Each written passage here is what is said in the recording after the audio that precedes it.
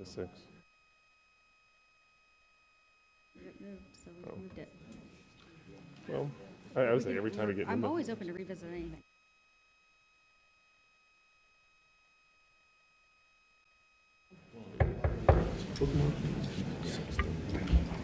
Going to call the meeting to order. It is 6 o'clock. 1A, receive communications from other commissions. We don't have any from other commissions except for the letter that's in your packet from the SHPO about the open space designation. And then staff has just a brief comment. We've entered a new era. You will be on television this evening. So if you could please speak into your microphones, that would be very helpful.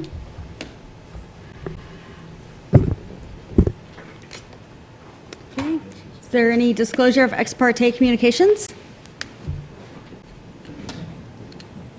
No. Declaration of abstentions? None. Committee reports? The Architectural Review Committee did meet on the first item on your agenda, so they can talk to you about that item when the agenda item comes up. Okay. Before we go too much further, is everybody comfortable with viewing the new agenda and stuff? Are we good? Get it figured out? It's going to be a challenge, but we'll see how I do. Yeah, it's not as straightforward, but I think we got it. Okay. Item B, consent agenda, administrative approvals. Is there any questions on any of them? Move to approve. Okay. All those in favor? Aye. All those opposed? Passes unanimously. Okay. I will open up public comment for any items that are not already on the agenda.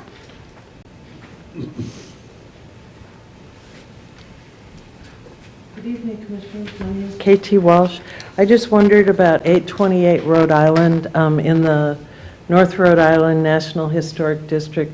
There was a landlord who put siding over the front door and painted it. He did a lovely job, but there's no front door. And I know our preservation planner is aware of it, and I just wondered about the status of that. So, thank you.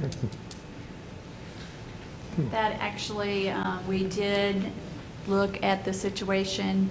The changes that the owner made did not require a building permit. Right. So if there's no building permit required, there's no review required. So I've got a question about that, though. If there's not a review required, are they, if they were to apply for a building permit for something else, were the items that do not meet the guidelines come into question and be reviewed then? Anytime a building permit is applied for, the entire building permit gets reviewed. So So- everything that's part of the building permit gets reviewed. So let's say the front door is not part of the building permit in this instance. Would this be looked at? This, the condition of no longer having a front door that faces the street? Well, if they're doing it at the same time as the building permit, then it would get It reviewed. would, that's what, I just wanted to clarify If that. it's a separate time, then it doesn't get reviewed if it doesn't require a building permit. I just want to make sure when people do. Unless it's an individually listed property, Right. the Lawrence Register of Historic Places that specifically states, which most of yours do, about windows and doors. Yep, okay. I just want to make sure that even things that are not part of a scope of work for a building permit can be considered under review for correction. If they're part of the building permit. Okay. Okay. Item D, and am I reading the agenda correctly where we're, instead of doing numbers, we're now doing letters? Item D is your public hearing items, but you would call item number 1. Okay. D1. Item number 1, DR 19-00403.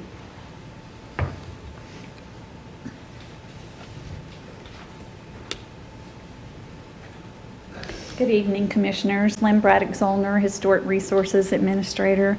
This evening, you have before you 941 Pennsylvania Street, and this is Kyle's. hold on just a minute.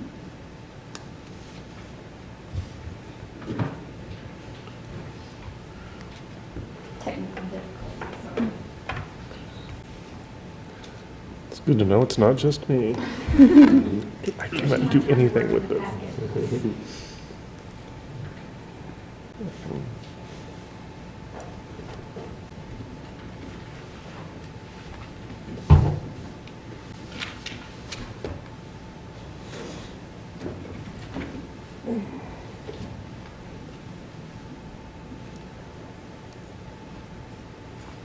Now, here we go.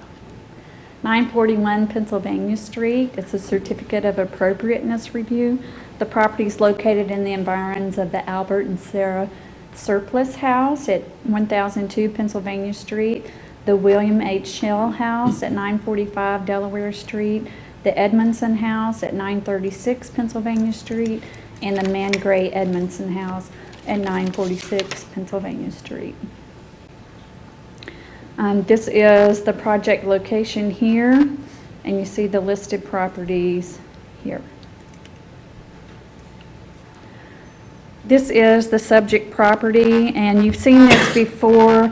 The applicant proposes to add a new roof addition to the structure. Standard 9 applies from Chapter 22, and also the design criteria in Section 22506. As I mentioned, there are also environs definitions for the listed properties that were included in your staff report. The proposed project was before the commission in September and was referred to the Architectural Review Committee. The ARC met with the applicant on October 3rd. After discussion, the applicant and the ARC were not able to come to consensus on any design changes that would allow the project to meet the applicant's goals while better meeting the standards and guidelines of Chapter 22. The applicant was unable to attend the November meeting, and the project was deferred to this evening. There was, we discussed this a little while ago when this was on your agenda, there was an administrative review approved in 2018 when a tree fell on the structure. And the scope of that repair included rain screen sheathing and a bay projection that had a new balcony on top of it. No other changes to the original part of the house were approved as part of that administrative approval. So just quickly walking around the house. There's your main facade on Pennsylvania Street. And the north facade. The rear of the structure. And then this is that south facade, and this is the bay projecting I was speaking of that would have the balcony approved above it. And this is showing you the tree damage when the tree fell on the structure.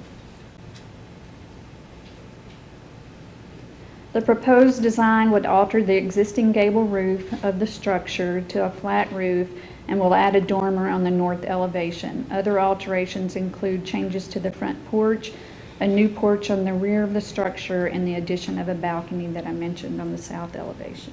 So this is the existing east elevation. And this is the proposed east elevation. And this is the flat roof change. And this is the dormer change. And it's a little bit difficult to tell, but this is the front porch. And really it's just changing to be a deeper porch so that they can actually use the front porch. It's fairly narrow now.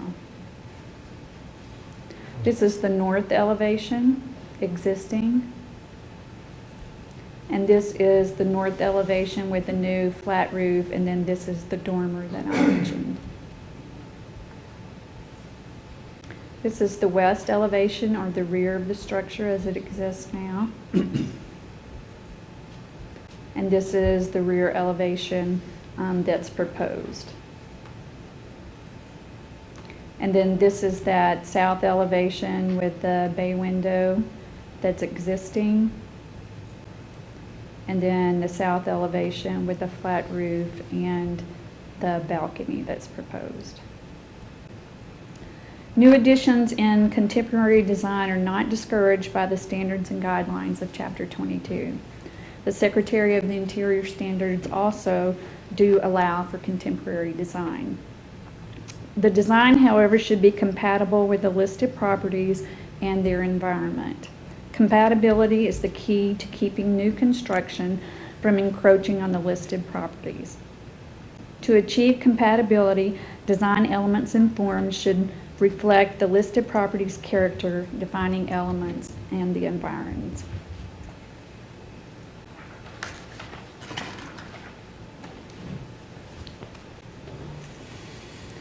The proposed second-story roof addition is not compatible with the listed properties. It utilizes a flat roof shape with parapet for the primary roof form. This is not a form that is located on the listed properties. In Chapter 22, the guideline for roof shape says that the roof form should relate to the roof forms found in the area. The guidelines also say that introducing roof shapes, pitches, or materials not traditionally used in the area should be avoided. The listed properties are significant for their vernacular architecture as it relates to the growth and development of Lawrence. The environment of the listed properties is a key element to the listed properties' significance. Introducing a large mass with a flat roof form is not compatible with the listed properties or the character of the environs. New construction should use forms that exist on the listed properties or that are typical in the environment of the listed properties. Staff does not recommend approval for this project as proposed.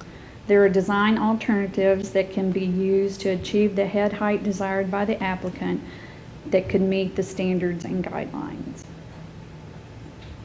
And this is just showing another view of a rendering provided by the applicant.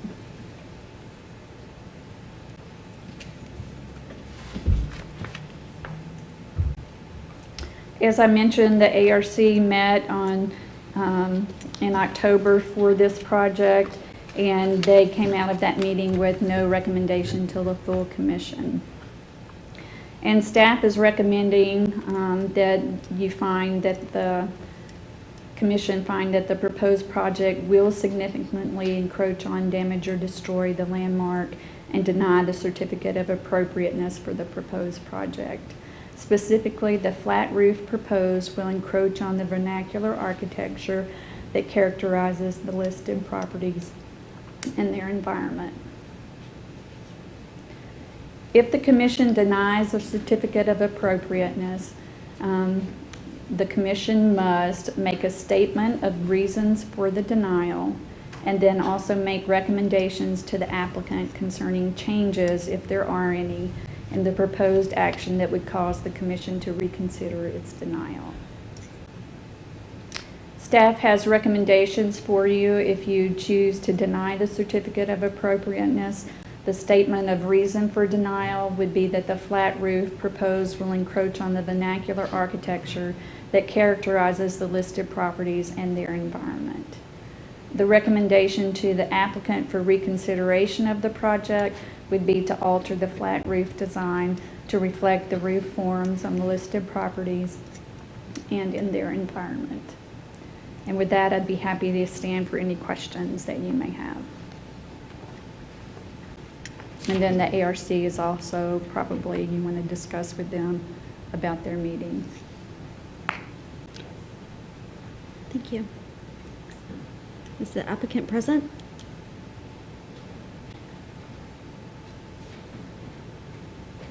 Does the applicant want to say anything? No? Okay. Okay, I will open it up to public comment. The applicant's here. I thought he said no to speaking. I can't hear you. If the applicant is present, now is the time to come up and address the commission. Is the microphone not working today? Apparently not.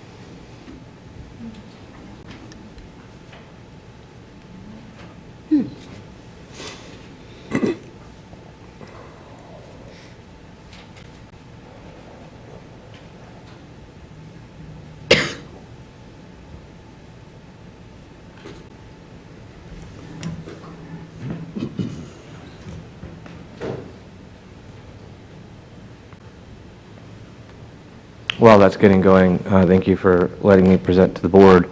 I did present this design at a couple commissions ago. I think it does speak for itself. We're doing our best to accommodate a family of 6 after significant damage was caused to the property from a neighboring tree that was dead. We've been displaced from the house for 2.5 years. Unable to live there. It is currently under construction, and our primary purpose is to enhance the safety, structural integrity of the house. It's a 2x4 frame balloon construction, so it's got issues with fire protection. The bedrooms, none of the bedrooms have conforming legal egress windows, so the primary purpose of the bumping out of the roof form is to allow for egress windows for our 4 children. We looked at alternatives such as adding a 3rd floor, and it was advised by our architect to reduce the scale of it to be more sensitive to the neighboring properties. So we've already made a giant concession by removing a whole floor. The current proposed design does not add a single square foot of additional space, so there's no increased footprint, and there's no increased height. The height of the parapet is roughly equal to the current height of the gable, might be maybe 8 inches taller. So we were really careful about the massing to not really increase the massing. It's also important to note that the changes to the elevations on the east side, the west side, north side, and half of the south side have already been administratively approved, and we will proceed with that design no matter what. So really what's before you is just the massing of the east elevation that wraps just to the tip of the gable on the south side. The concept of the massing is to really respect the original L-shaped form. There have been 6 or 7 additions to this structure over the years. As we've peeled away the layers and replaced all the structural elements on the inside, we found very terrible construction that we've had to go back and replace and fix and upgrade. We've meticulously kept all of the original flooring, ceiling materials, salvaged those on the inside, and any parts that we were not able to salvage, we repurposed for furniture on the inside of the building. So the massing on the outside is to really respect the front gable, which is the original structure. We think it's about 400 square feet, and that's the structure that's in white. So we really wanted to enhance that by creating a contrasting element with the modern form. Then on the south gable, because we're not able to really keep that gable shape and allow any proper ceiling height or egress windows, the thought was to ghost in the shape of the original gable, which has already been destroyed by two additions. The eave that you see has been tacked on. It's not actually really a structural element. Furthermore, in demolition, we've found that there is no sheathing on the building. So literally it's the 4-inch cedar siding and airspace. And that's why it's been incredibly drafty while we live there. So we're looking to dramatically improve the envelope and the environmental stability of the house. I know at the ARC it was suggested that we look at a different type of gable form, and doing that homework 2 years ago, it would mean raising the second floor by another 4 to 8 feet, which in my estimation would be far bigger of an impact massing-wise than keeping this original form that I proposed. Regardless, I'm still confused as to why this issue is being addressed. As I read the code, it's clear to me that this is not a historic property and this is not in a historic district, so therefore the standards of the environs are to be applied. Is this going to be able to be used? I could pull it up on the computer for you. Well, I specifically highlighted so that the board can see that, and it's not very impactful if they can't see that. There's no way to get this technology working. I could not. So I'm going to have to read the code. If you could pull the code up, I'd appreciate it.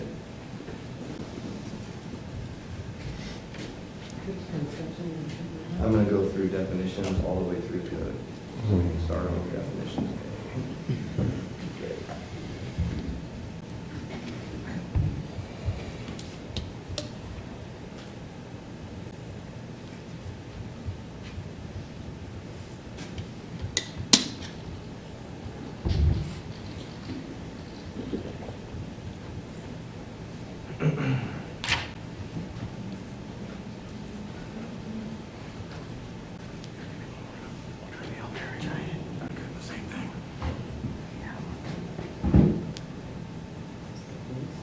Yeah.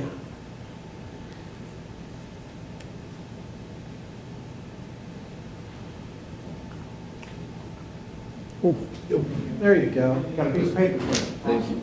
Almost working. Try to zoom it in on that, if you don't mind. The code could be up there too, so I can read a little bit. Awesome.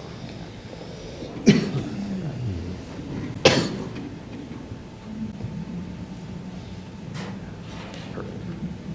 So, in analyzing the code, how we got here and why I'm confused as to why this is an issue, I'd like to go through how I interpreted the code and came to our design conclusion. So I'd first like to start with the definitions of the code, and I think the most important part of the definition is that it says that words in the present tense include a future, words in the singular number include the plural, and words in the plural number include a singular. The word shall is a mandatory and not directory. So I think it's really important to recognize that shall means it's mandatory for the board to consider that word. So moving forward, in the definitions of environs,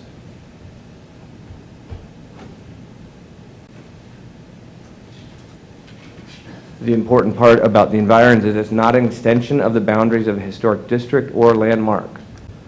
And what I'm hearing from staff is the extension of the definitions and design standards for landmarks in historic districts. Those do not apply to environs. So as this says, for this reason, an application for a certificate of appropriateness for a project within the environs shall receive the least stringent scrutiny.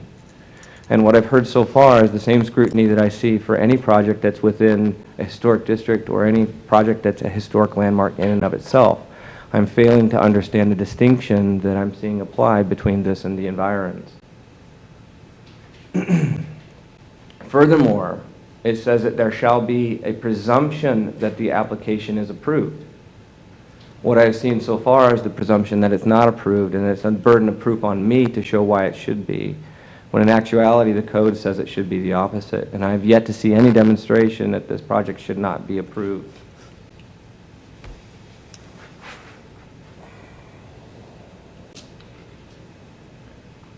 Along the theme of environs and the standards,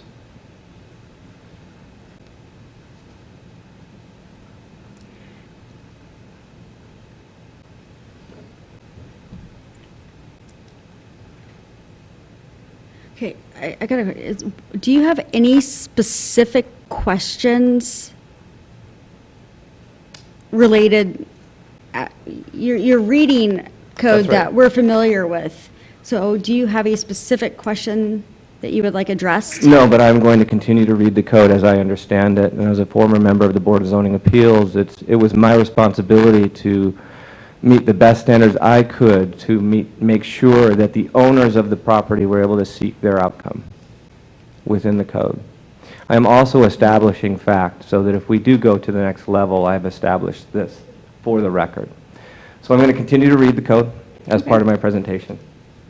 So standards of review, as it says under section A, an application for certificate of appropriateness shall be evaluated on a sliding scale, which means that environs should have the least stringent application of any design standards. So we've established that, and I hope we do agree. And perhaps this is where I could get some insight on the design criteria, because as I'm reading this, there's a distinction between the design criteria for historic properties and historic districts and properties that are within the designation of the environs.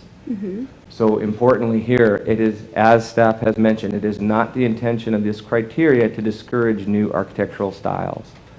And I would argue that my goal with this project was to preserve the architectural style that I could and enhance the functionality, safety, and security of the property with a modern style, which is quite common in not only in this area, but within the environs of this house. On my block alone, there are 4 properties that meet that, and on the opposite side of the block where the landmark is, there's 5 properties that are a perfect blend of modern architectural style and original architectural elements.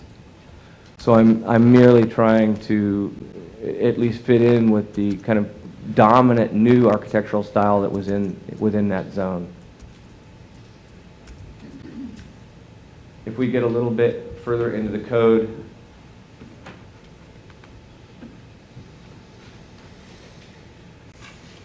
there is kind of a reassertion that the design criteria will be applied more stringently to properties of greater significance than those with lesser significance as determined by the respective designation. So there's already kind of an idea or a precedent that's set here that these properties aren't of incredible significance historically. They're just merely designated as historic landmarks. And then you add to that or compound to the fact that I'm merely in the environs, so I should be looked at as even at far less criteria than even those particular properties. But then more importantly, if we get to section C under alterations, it says the specific design criteria for exterior alterations of landmarks and key contributing properties within historic districts shall be based on the U.S. Secretary of Interior Standard for Rehabilitation, so on and so forth, and as revised by time to time, and further reference to such specific design criteria as the Commission may require. What's important about this particular passage is that it specifically talks about historic landmarks and contributing properties within historic districts. There is no mention of the environs or properties within the environs. So from my reading of this code, this implies that the standards that staff is using to judge my particular property do not apply because the Secretary of Interior standards apply to historic properties, historic landmarks, and the districts and houses within those districts. And this particular project is neither in a historic district and neither a historic landmark.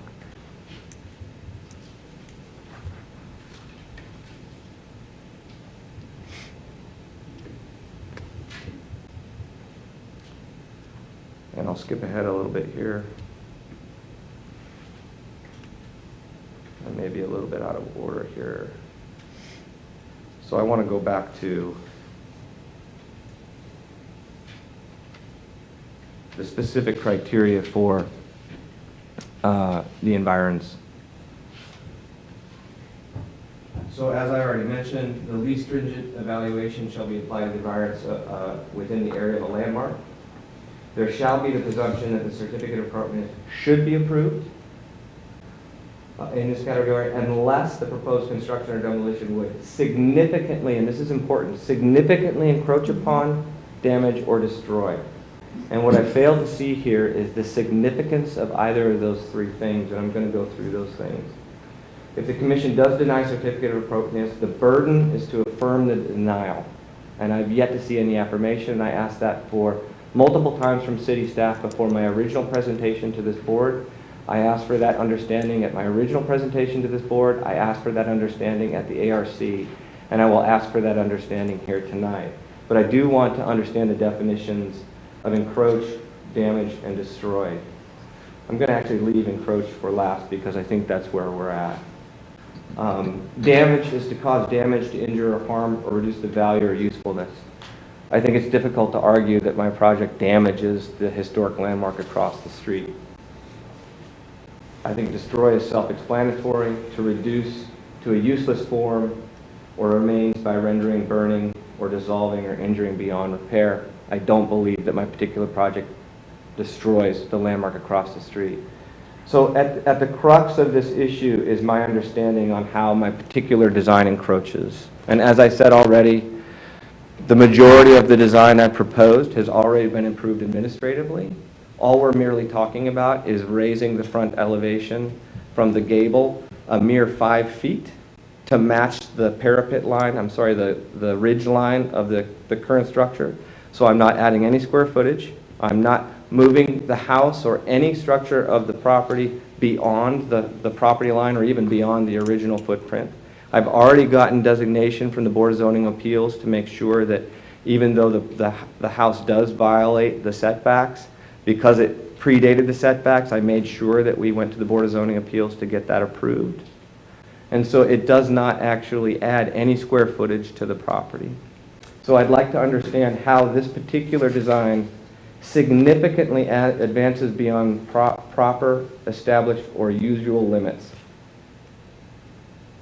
If it does not go beyond the property line, it does not add square footage, and it merely adds a mere square feet of volume to make the property more usable for its users, to improve the fire resistance of the structure, to improve the structural integrity of the structure, and improve the environmental capabilities of the structure, and most importantly, to provide egress windows. So with that, I'll ask the board to answer that particular question, and I would ask that you vote as the code says. Does this property significantly encroach upon this landmark across the street? Thank you for your time. Thank you. Now open it up to public comment.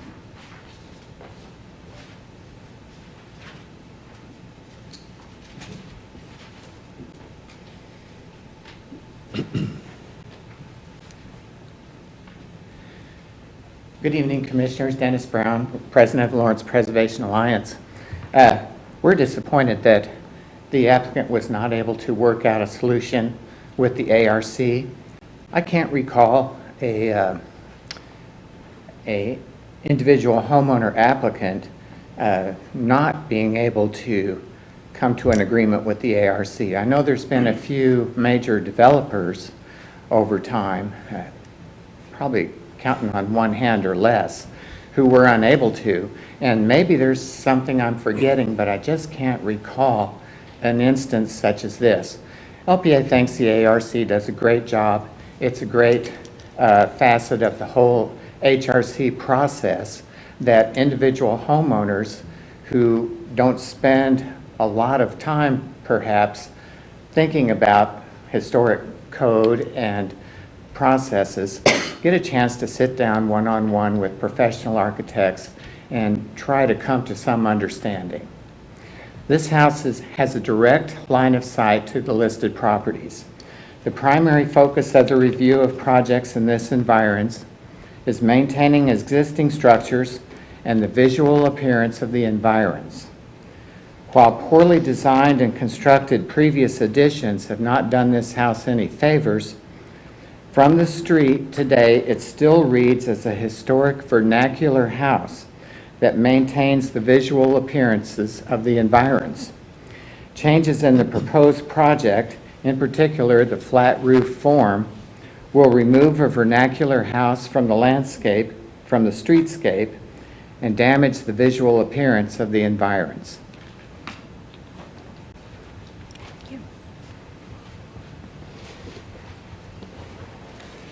My name is KT Walsh, 732 Rhode Island. Dennis said it well. The roof form is the problem. The flat roof covers the majority of the house. The parts of the design that were previously approved did not have a flat roof. There is a clear existing pattern on that block of gabled roofs, 901, 904, 912, 936, and 946 Pennsylvania. And the 4 homes on the local register are fine examples of the East Lawrence vernacular architectural form. And I would ask the commissioners to stick to your guns on this one. I was at the Architectural Review Committee meeting, and the commissioners bent over backwards to try and help the homeowner to work it out architecturally. And I would just ask you to try and preserve the form of that block. Thank you. Thanks.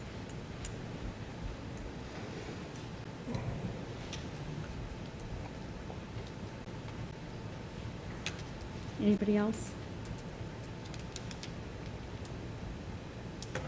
No? Okay. We'll bring it back to the commission for discussion. Do you want to maybe summarize the ARC for the other commission members? So 3 of us were present, and 3 of you were not. I think Lynn did a good job earlier, and basically, after looking at it, having to talk through these issues that have, again, been brought up this evening, the porch, the balcony, the roof, the applicant was not willing to make any changes. So, I share her recollection.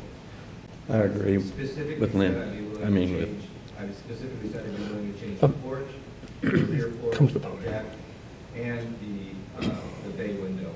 I said I was unwilling to change the roof line at the front. I've explored that architecturally. The cost is prohibitive, and I'm not moving forward with that. okay, if you're going to address the commission, this goes for anybody and everyone, come up to the podium to address us as a collective.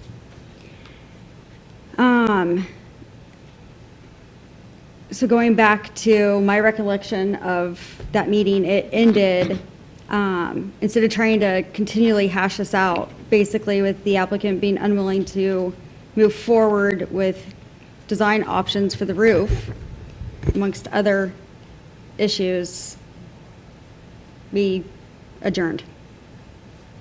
I agree with your assessment. I was obviously present. Thank you.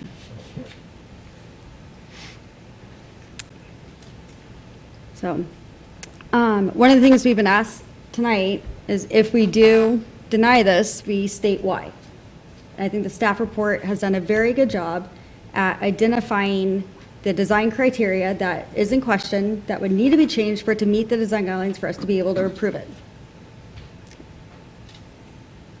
Are there any questions related to these design guidelines and what's being proposed that we would like to discuss? I would like to point out that it's not unusual in that area, in the environs, to have a flat roof. There's flat roofs across the street at 904 Pennsylvania, I think, right next to the east side tap room. On their addition. It's a flat roof, and it's significantly, it's a significant structure. And then on Delaware, there's other, on Delaware Street, there's other homes that have flat roofs. So we're not introducing a new roof form. Well, And being used in this way, it is. I guess I don't see that. Okay. And I don't see the significant encroachment, Okay. personally. No, And that's my struggle with environs. And has been. yeah. At least you're consistent. I'm I consistent. appreciate that.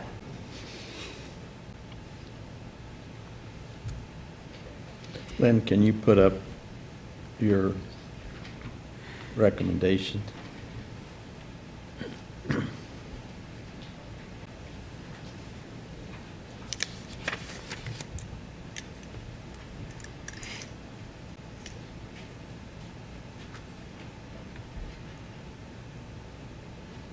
This is the one, you can't see, yeah, sorry. There we go. Is this the slide you were looking for, or the one Yes. with the motion? With the motion. Probably probably need both. Yeah.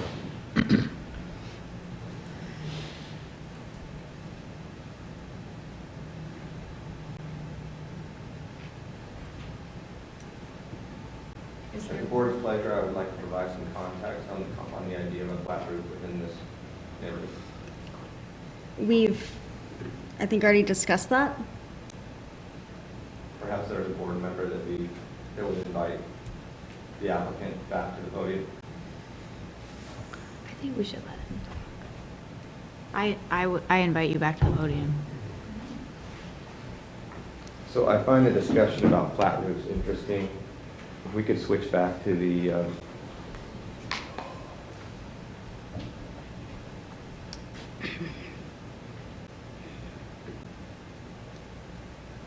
so it works. I know. There we go. And this is quite difficult to see, but Try zooming in. I will. So I'll give you some context on this. This is the Lawrence Preservation Alliance's Instagram feed and their support, dare I say, sponsorship of a house tour of houses within walking distance of this particular project. And what you'll see is flat roof forms, and in fact, an entire flat roof structure a few blocks away at 1146 New York. Mr. Hernley's project, just over here at, I think it's 1100 Rhode Island, 1106 Rhode Island. Okay. We've got 1145 Pennsylvania. You can see the flat roof. Sorry, my fat finger's in the way. There's a flat roof there to the right. And then at 1028 Pennsylvania, just down the street, we have this breezeway kind of in between, which is a flat roof structure in between. And then you have a shed roof, a modern shed roof form to the left. And this is on the Historic Preservation Alliance's own Instagram feed in support of those projects. Okay, none of Walking those, distance of my particular property. none of those are the entire roof form enveloping That's actually the not primary true. This structure. entire roof form is flat. So the period of significance for that property is 50 years after yours. I'm not here to argue with you. The comment was made that whether or not there are flat roof forms in the neighborhood, and the reality is there are, and they're a significant part of the architectural fabric of my neighborhood.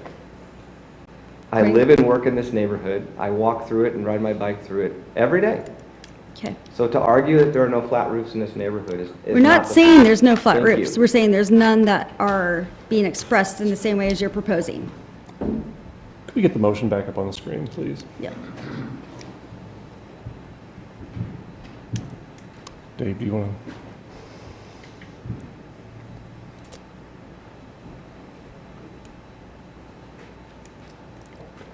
But first ask for further discussion. Is there any other questions? Well, I would agree that that this flat roof is much more significant and that it does encroach upon the visual environs and significantly encroaches upon the visual form of the block.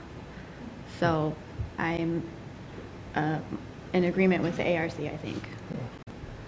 I'd like to point out, and we went through the code in some detail. I'd also like to point out that when we're looking at these things, we're also looking at the environs definitions for the listed, locally listed properties. And those are pretty helpful to us. And so in this case, just the first one that's listed here is for the surplus house.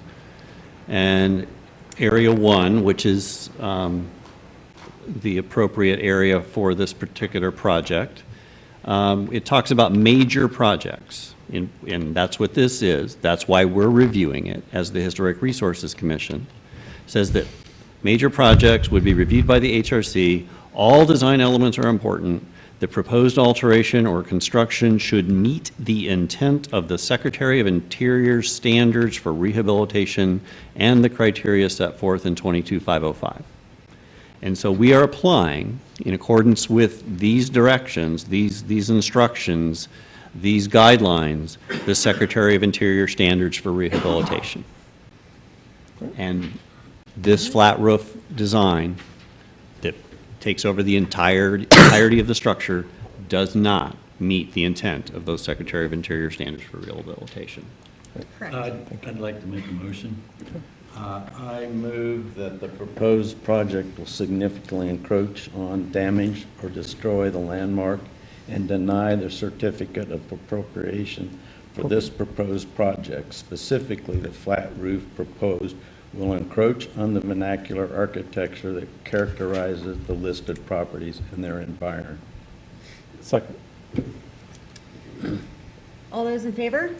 Aye. All those opposed? Aye. What is that? And we need to follow up 3, 4, with- 5 to 1. And then we need to do the Passes in favor, 5 to 1. Can I make a comment to make sure that it's on the record? It's already, there's a motion on the I table. want to make sure that that motion is exactly as it was stated. Because as Commissioner Evans stated, he said at his last statement that it encroaches on the vernacular of the environs. And as the code specifically states, it says the landmark. So please make sure that that is in the record for my appeal. Thank you. Could you please take a seat until a motion comes, until public comment is opened again?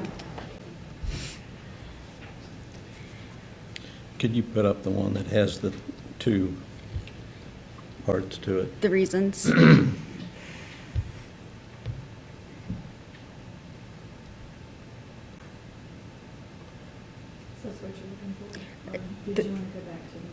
No. The one with the reasons. The I reasons. think it's the next slide. Yeah. There you go. Yes. Your turn. Okay. So in statement, so do we vote on this, or do we just, or what do we do? I think it's just statement for the record, correct? Well, and Isn't it part of the motion? it can also be a separate motion, All right. Okay. since the other motion's been through the Okay. process. All right, so I would make a motion to state as our reason for denial that the flat roof proposed will encroach on the vernacular architecture that characterizes the listed properties and their environment, and that we also make the recommendation to the applicant to alter the flat roof design to reflect the roof forms on the listed properties and their environment. Second. All those in favor? Aye. All those opposed? I'm not sure I should even vote on this, because I didn't agree with your motion, so. Fair enough. Okay. Passes 5-1. 5, 1 abstaining. 5 abstentions. Yeah, one abstain, yeah. Okay. Next item. Yes. Thank you. Thank you. Item number 2?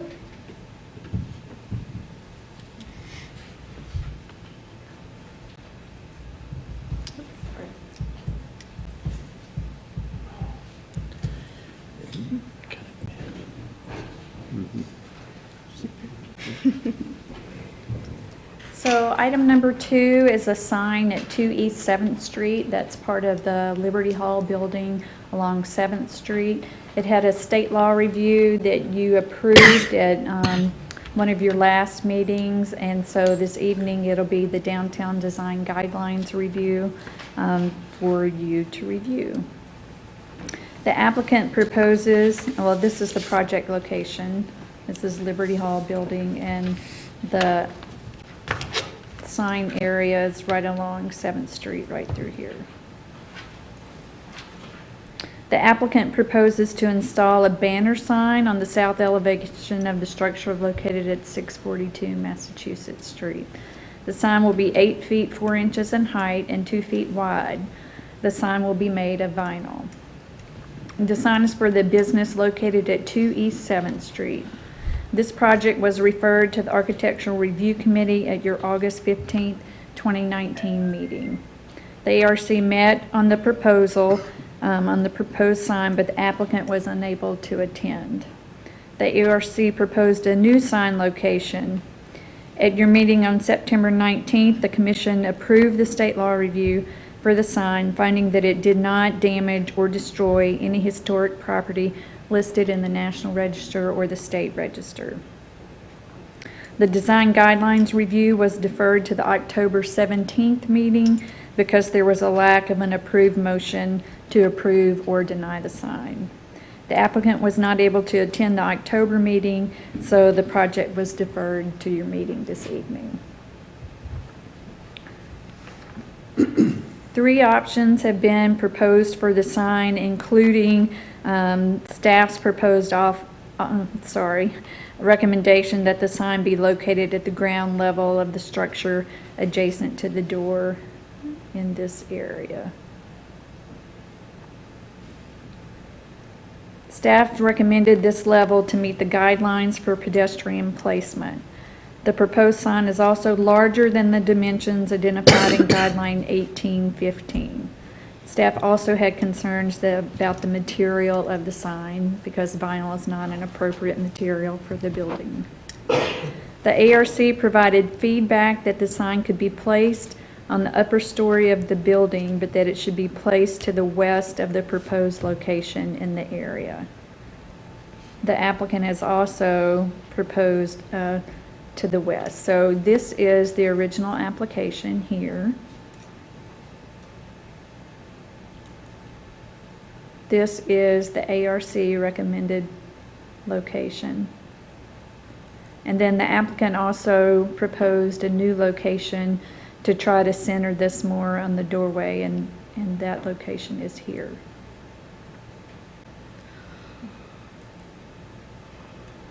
The ARC recommended a canvas sign with the same dimensions.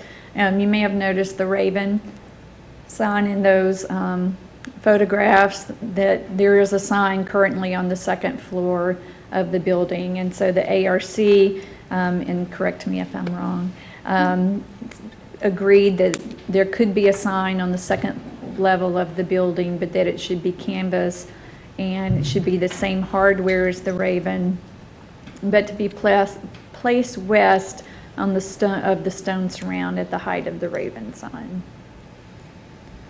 Staff continues to recommend the commission find that the proposed project does not meet the applicable development and design standards of the downtown design guidelines for the downtown urban conservation overlay district, specifically guidelines 18.2, which is about pedestrian orientation, and 1815, which is, I just drew a total blank. Lucky I have my cheat sheet. Oh, it's for the size of the sign. A sign shall be no more than 15 square feet in size with a maximum sign height of 5 feet.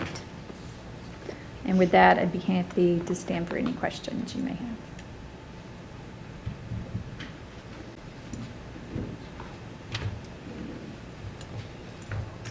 We're good. Thank you, Lynn. Is the applicant present and would like to make a comment? Good evening. I'm Shelley Rosedall with Star Signs, and with me tonight is Laura Martin-Eagle, who's the owner of Be Move Studio. We were here in September when there was a tied vote, so we requested to come back when we could have a fairer vote. It's my understanding, Lynn, that the banner sign that we've proposed and on the upper floor has been approved, right? The sign itself, it's just the location that we need approval on? There's an approval for the state law review, but there are two different types of review for this project. So the entire sign is under review for the downtown design guidelines. So the banner hasn't been approved yet for that specific review. Okay, I guess. For one and not the other. I know it's confusing. We're here tonight to talk about a sign for Be Moved. We understand the significance of respecting the historical building, but also for a locally owned business who's been here 20 years, and no one knows where they're located. So we would like to recognize that. I mean, I think it's an important issue. We are matching what the Raven has, just a couple doors down in both size and construction. I do realize the material is a concern. Canvas really isn't used anymore in the sign industry because of its durability, and it's hard to print on. They have new vinyls now that when people think of vinyl, they think of a shiny surface.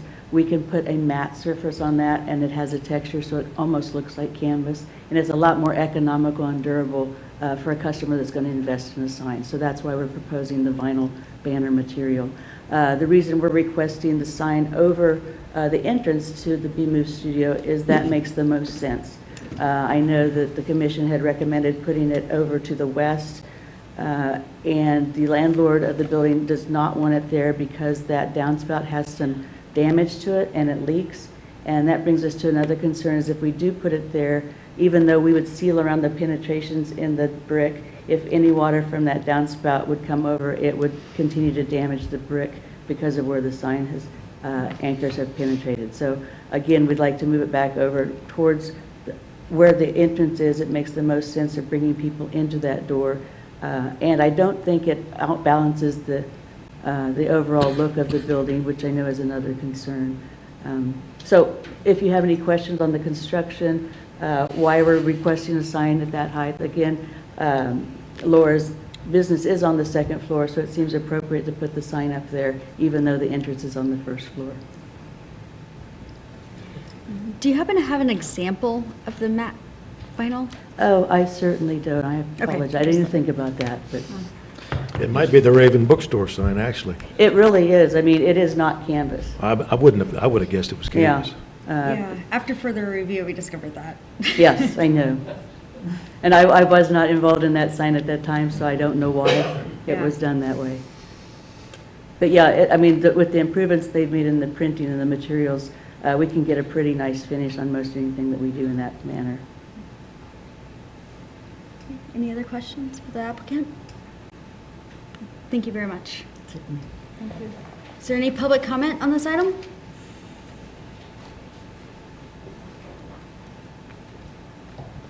Nope. Bring it back to the commission for discussion?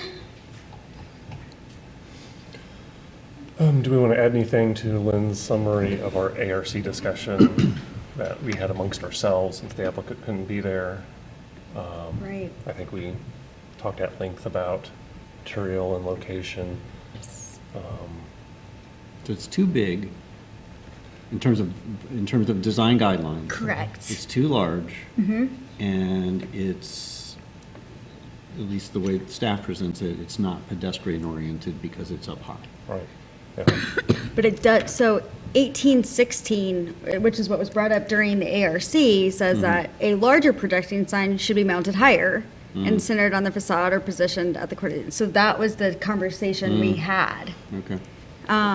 Especially since you have an existing sign Yeah, no, I get it. that doesn't meet the, yeah, so, But that was done before the guidelines. correct. Yeah, so it was. Yeah, right. So how do you work with that? Yeah, we took that big leap of knowing that the Raven sign wouldn't get approved, but do we want to go ahead and allow mimicking it for sort of consistency's sake?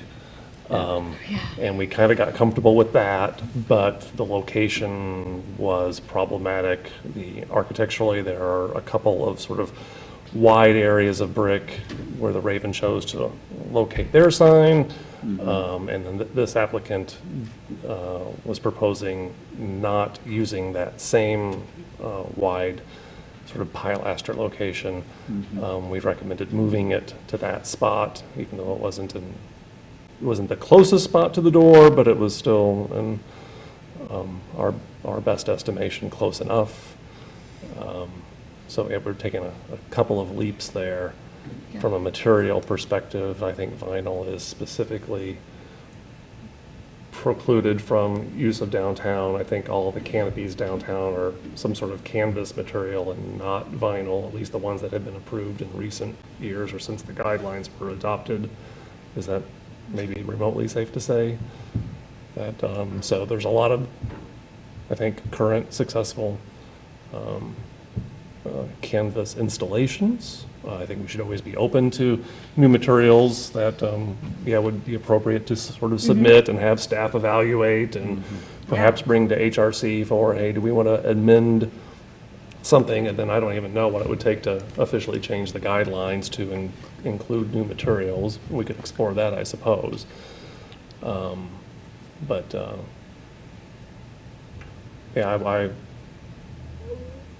We walked out of the ARC with a sort of consensus that staff didn't necessarily approve of because it still varies widely from the stated guidelines, but the ARC was willing to sort of make the compromises that have been summarized and make that recommendation to the full commission. I think the only Well, thing you that. know, in fairness, I'm not sure that's what I agreed to. Okay. In the ARC, because there was a lot of conversation going on back and forth, so, about the location and the size, so, Do you want to summarize what you recall? well, I'm not sure I know what I recall. Do you want to summarize what you're thinking now? Yeah, you can change your mind. I guess, yeah. Well, Or have an opinion now. you know, as I looked at this and read the material, this is really an interesting application. I actually don't have a problem with the location. And the size is just a little larger than a 15 square foot. It's a 16 square foot. You did And the so- calculation. Yeah. Yeah, okay. Yeah, it was high math. I can see that. And I think the size of it, if you're going to put a blade sign in that kind of height, you really need the size, or shouldn't even put a sign up. So I was going to suggest, and we've already talked about it, I mean, I'm comfortable approving this, but if we approve it, I would recommend that we approve it with getting a sample of the vinyl that staff can look at, and depending upon their analysis or whatever, we either proceed or it comes back to us. Because I know very little about vinyl versus canvas, and Is that a condition that we're not allowed to do? Correct. Actually make, if you vote to approve it, you can also make a second motion that staff approve the final material with the sign permit. Okay. Okay. To add to what, the confusion here, I think for me personally, a lot of what made my concessions of size and everything else is 1821 says that you're not supposed to obscure historical characteristic features. Well, fenestration obviously is a character defining feature. And so I felt by moving it to the west, where you saw it with the red line, didn't interrupt the fenestration rhythm.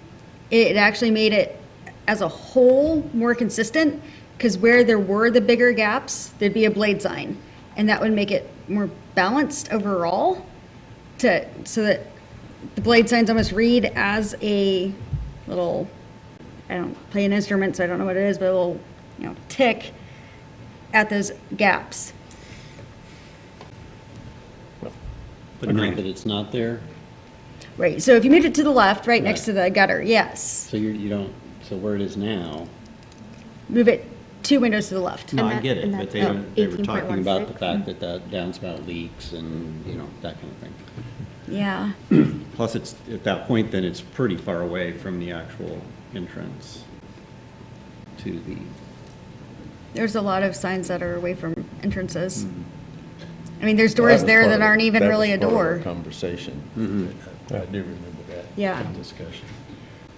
Can I see this for a second? I guess my I issue see is that that we've for got sure. design guidelines that we're supposed to follow. Thanks. Yeah, that's my thing.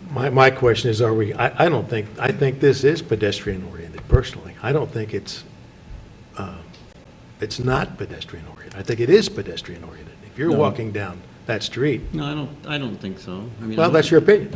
I don't look up. I mean, pedestrian is like, the height No, I of a think- human.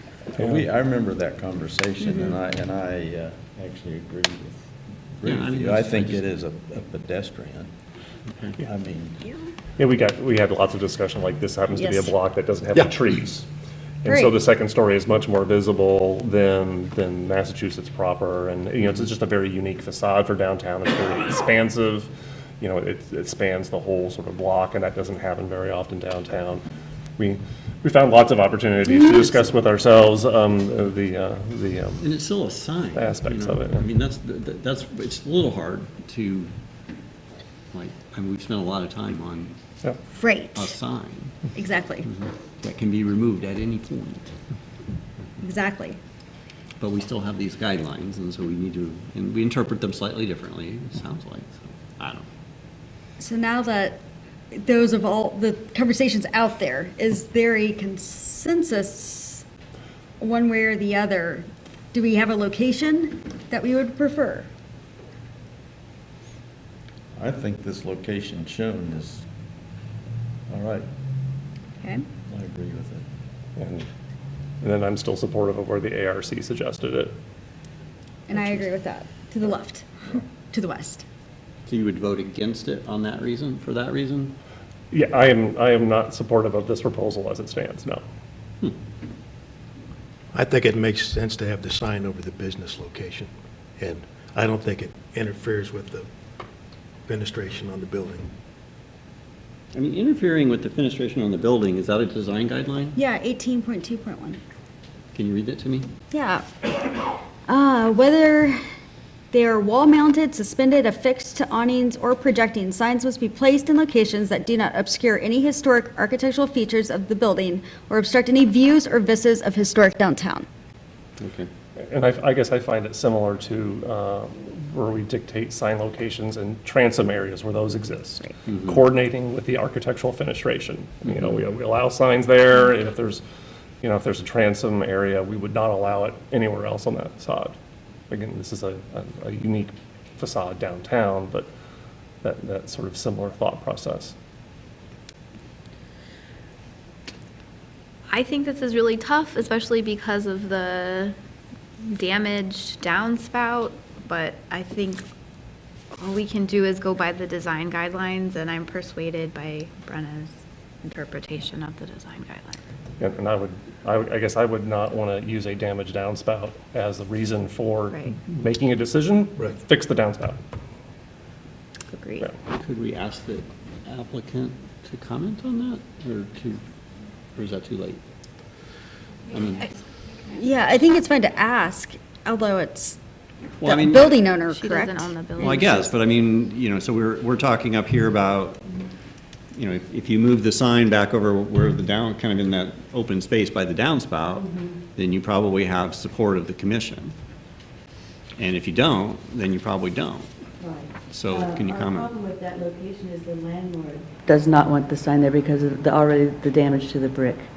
That's his preference, and we were concerned about the integrity of, All right, of that part of that building there. okay.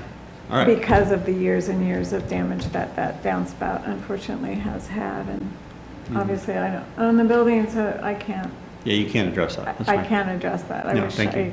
Yeah. could, but No, that's fine, it's thank not you. something I can fix. Thank you. Lynn, I've got a question. How does this work if, I don't think anybody would want to support a decision that would harm the integrity of a structure. If the integrity of the existing materials are compromised and the applicant's a tenant, not a building owner, are we able to request a building owner's response to see if they would be willing to maintain their structure to allow proper structural ties for a sign?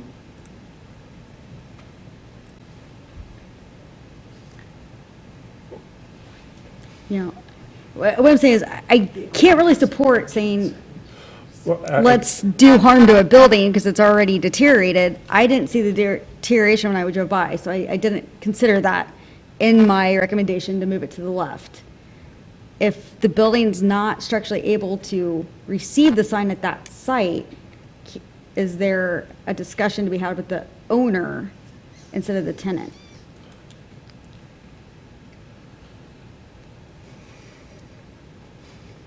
I don't have a problem.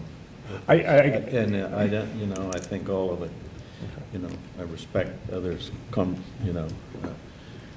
opinions. And, there's a downspout to the right of it between two windows. So that whole concept of it's better relative to the facade if it's next to the downspout on the left. I mean, it's, I'm comfortable with this. I think we're going to have to vote. Is there, Except we're 6 people again tonight, so we could split again. Last time we were 4, and now we're 6, so, yeah. Could happen. is there a motion? Let's just find out. I would move to approve the sign at the location shown on the building. Second. All those in favor? Aye. Aye.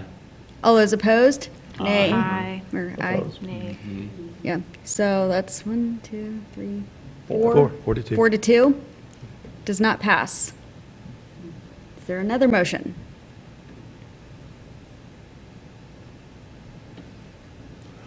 I'd say we just move forward, We've made a determination.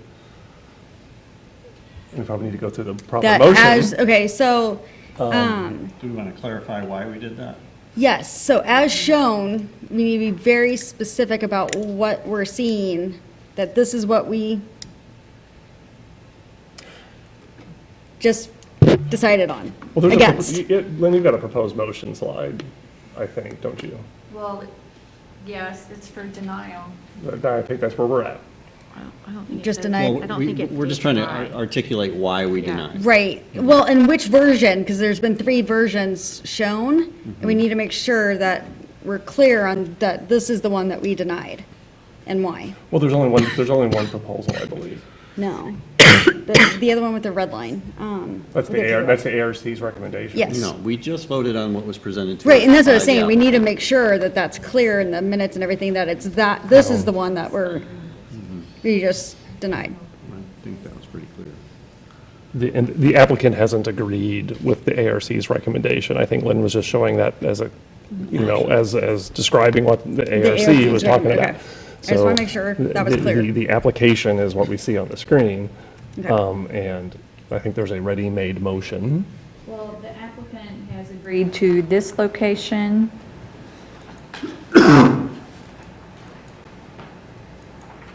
And this location. So either one of those, the applicant has presented as an option that they would approve, that they would move forward with. Okay, so it's either more off-centered or to the right.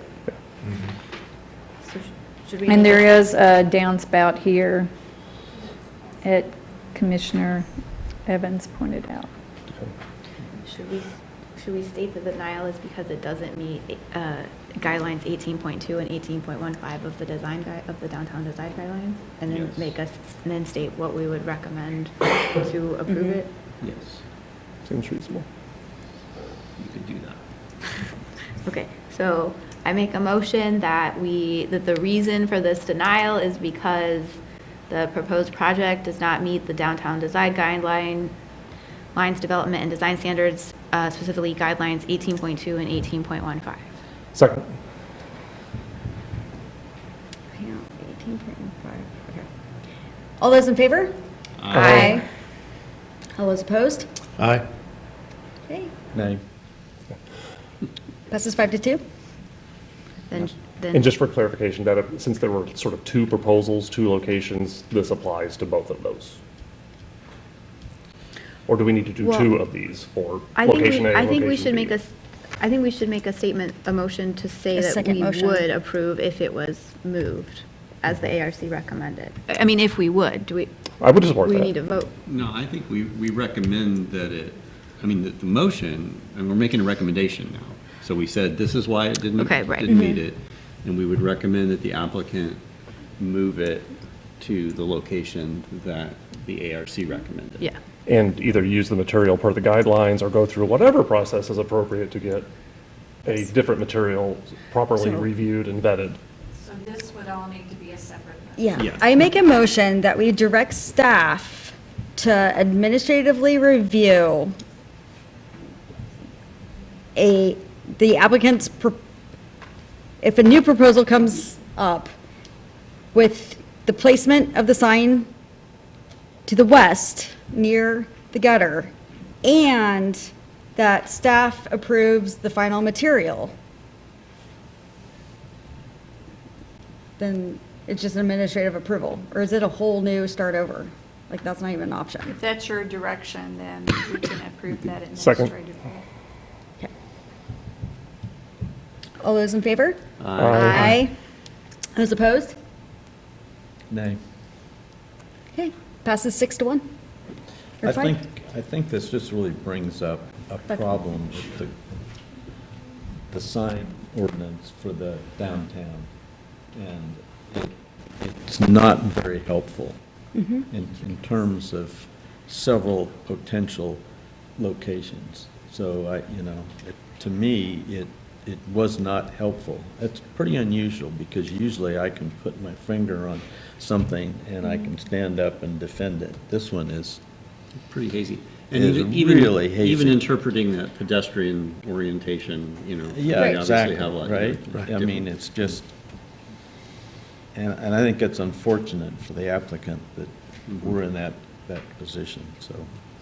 Can I get a clarification?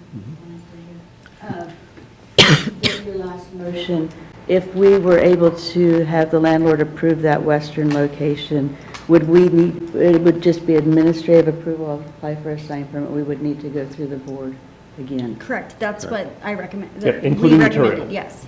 Okay. Okay. It's just sad because it's more support of the building that is for a tenant and a business that's been here for 20 years. It's sad. So, but thank you for your time. Thank you.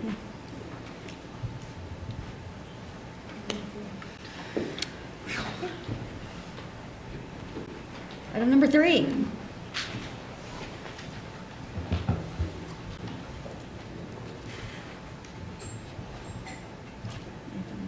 years of that sign. We had this whole discussion in the September meeting. I don't think it was there. No, but it brought up at an air, so. Good evening, I'm Kyle Kobe with the Planning Department. This is DR 19. Did I do something to? Nice job. We can go home I don't now. know what button I hit.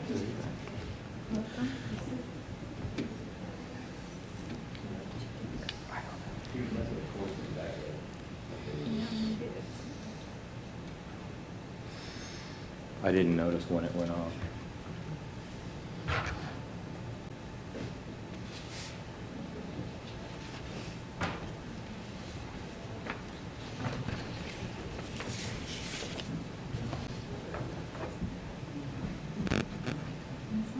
Oh, there's, Oh, okay.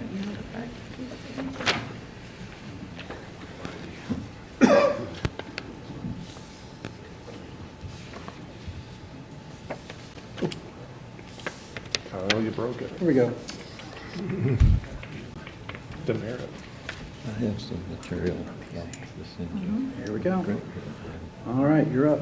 how do you work your name? First canvas. I just. I'll let down. Apologies for breaking I think I have some. the equipment. Kyle Kelby with the Planning Department. It's DR 19-00516 for a new photovoltaic structure at 645 Ohio Street. This is a state law review and certificate of appropriateness. The property is a contributing structure to the Old West Lawrence Historic District and is within the environs of the Henry Martin House at 627 Ohio Street. This property location map shows you the location of the subject property right down here at the corner of West 7th Street and Ohio Street. This is the structure, the eastern elevation or facing west from Ohio Street. This is from the south of the structure. Right here on your screen is where the proposed building addition would be.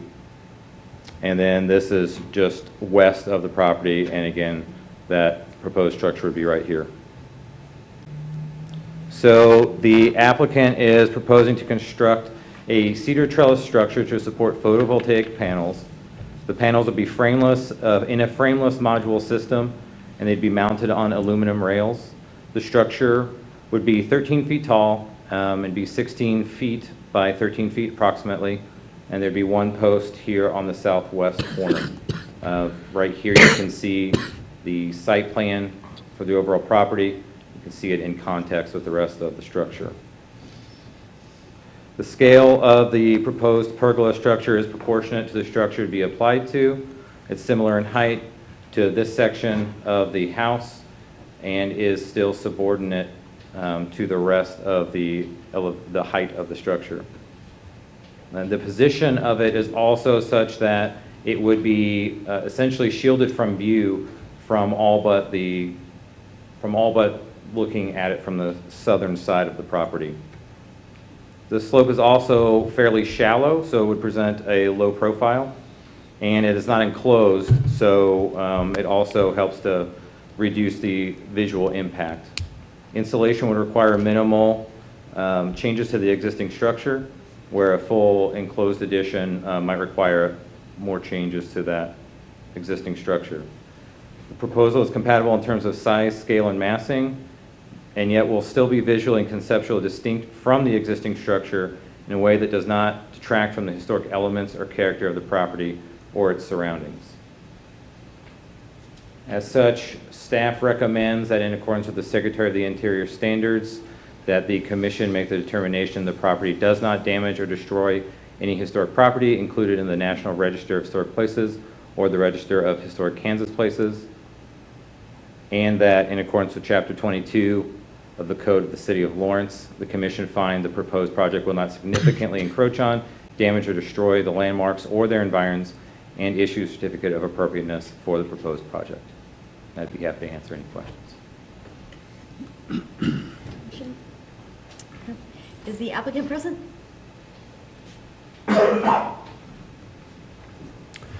Good evening, Commissioners. I'm Stan Hernley. I'm the project architect. Dr. John Heeb couldn't be here this evening. He's the property owner. He had a prior commitment. I don't really have a lot of extra information to provide. Staff did an excellent job of presenting the information. I just wanted to point out that the shade structure that we're proposing, we're trying to keep it below the roof lines. We're trying to keep it at a low pitch. We're using a panel that is basically, it's a glass panel without a frame around it, and it's a panel that the glass panes can be butted up against each other essentially, and then a tape or a film, clear tape can be applied over the seams, so it essentially becomes a impermeable canopy over the patio. It attaches to the house on the east side, and it attaches in a way that it's avoiding a couple of existing roof lines. On the west side, it stays below the low eave of the garage. We were going to try to attach to the garage and not have a post at all, but that would make the garage not an accessory structure any longer, and would have to have a 20-foot setback to the alley, and we can't do that. So if you have particular questions, I have some more information on the panels. I have some other drawings that you can look at as well, some other photographs. So just if you have questions. Stan, have you been involved in the whole rehabilitation of this house? No. Okay. The previous architect retired. Okay. And so I inherited it until I retire. Okay. I know it came before HRC some years ago. Yes, it did, quite a while ago. Did a fantastic job. Yeah. Yeah. It's really. Yeah. Thank you. Thank you. Is there any public comment? No? Okay, bring it back to the commission. No questions? Questions, comments, concerns? Kudos? It's cool. Yeah, I like it. Okay, is there a motion? Yes, I will move the commission find the proposed project will not significantly encroach on, damage, or destroy the landmarks or their environs, and issue the certificate of appropriateness for the proposed project. Second. All those in favor? Aye. Passes unanimously. And state law review? Wasn't there two? Sure. Yeah, here it is. Okay. I will move that the commission make the determination that the project does not damage or destroy any historic property included in the National Register of Historic Places or the State Register of Historic Places. Second. All those in favor? Aye. Passes unanimously. Alrighty. Item number 5.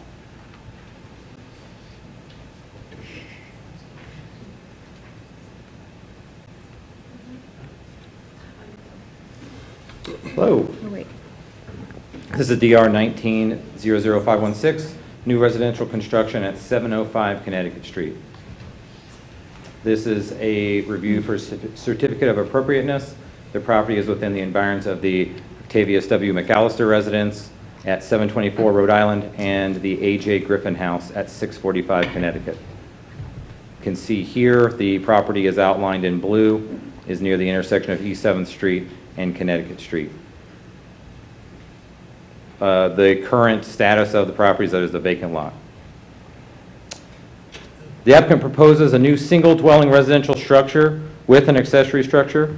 The materials and design for both share many of the similar materials and elements. Both propose 4-inch cement board lap siding, rain screen siding made of sealed cedar on portions of one of the facades. Proposed windows are Anderson 100 series Fibrex composite material, and the proposed roofing material is metal. Primary structure features a wooden porch with a metal roof, and the accessory structure features a exterior staircase. So just starting on the east elevation here, this is the elevation which faces Connecticut Street. You can see the wood deck covered by the flat metal roof here. 2 windows and the front door on the first floor, 2 windows on the second floor. Most of the elevation features the cement board siding. Some of that cedar siding is visible on the south side. And then the roof form presents as this gable form with a dormer visible on one side and the shed roof and projecting bay element on the south side. The north elevation, you'd see a little bit of that deck on the rear side of the property, on the west side of the property, and a little bit of the metal roof above it. The west elevation looks very similar to the eastern elevation. 2 windows and a door on the bottom floor, and then 1 window on the top floor. Again, you can see those dormer elements on the north side and the shed roof and projecting bay element on the south side. South side of the property, you're going to see more of the cedar rain screen siding material with some of the cement board siding material above the flat metal roof. The accessory structure proposes a very similar design. The rain screen material is proposed on the eastern elevation, which would face towards Connecticut Street and face towards the principal structure. The staircase would be on the northern side of the northern side of the accessory structure, and 2 garage doors would be visible on the western elevation.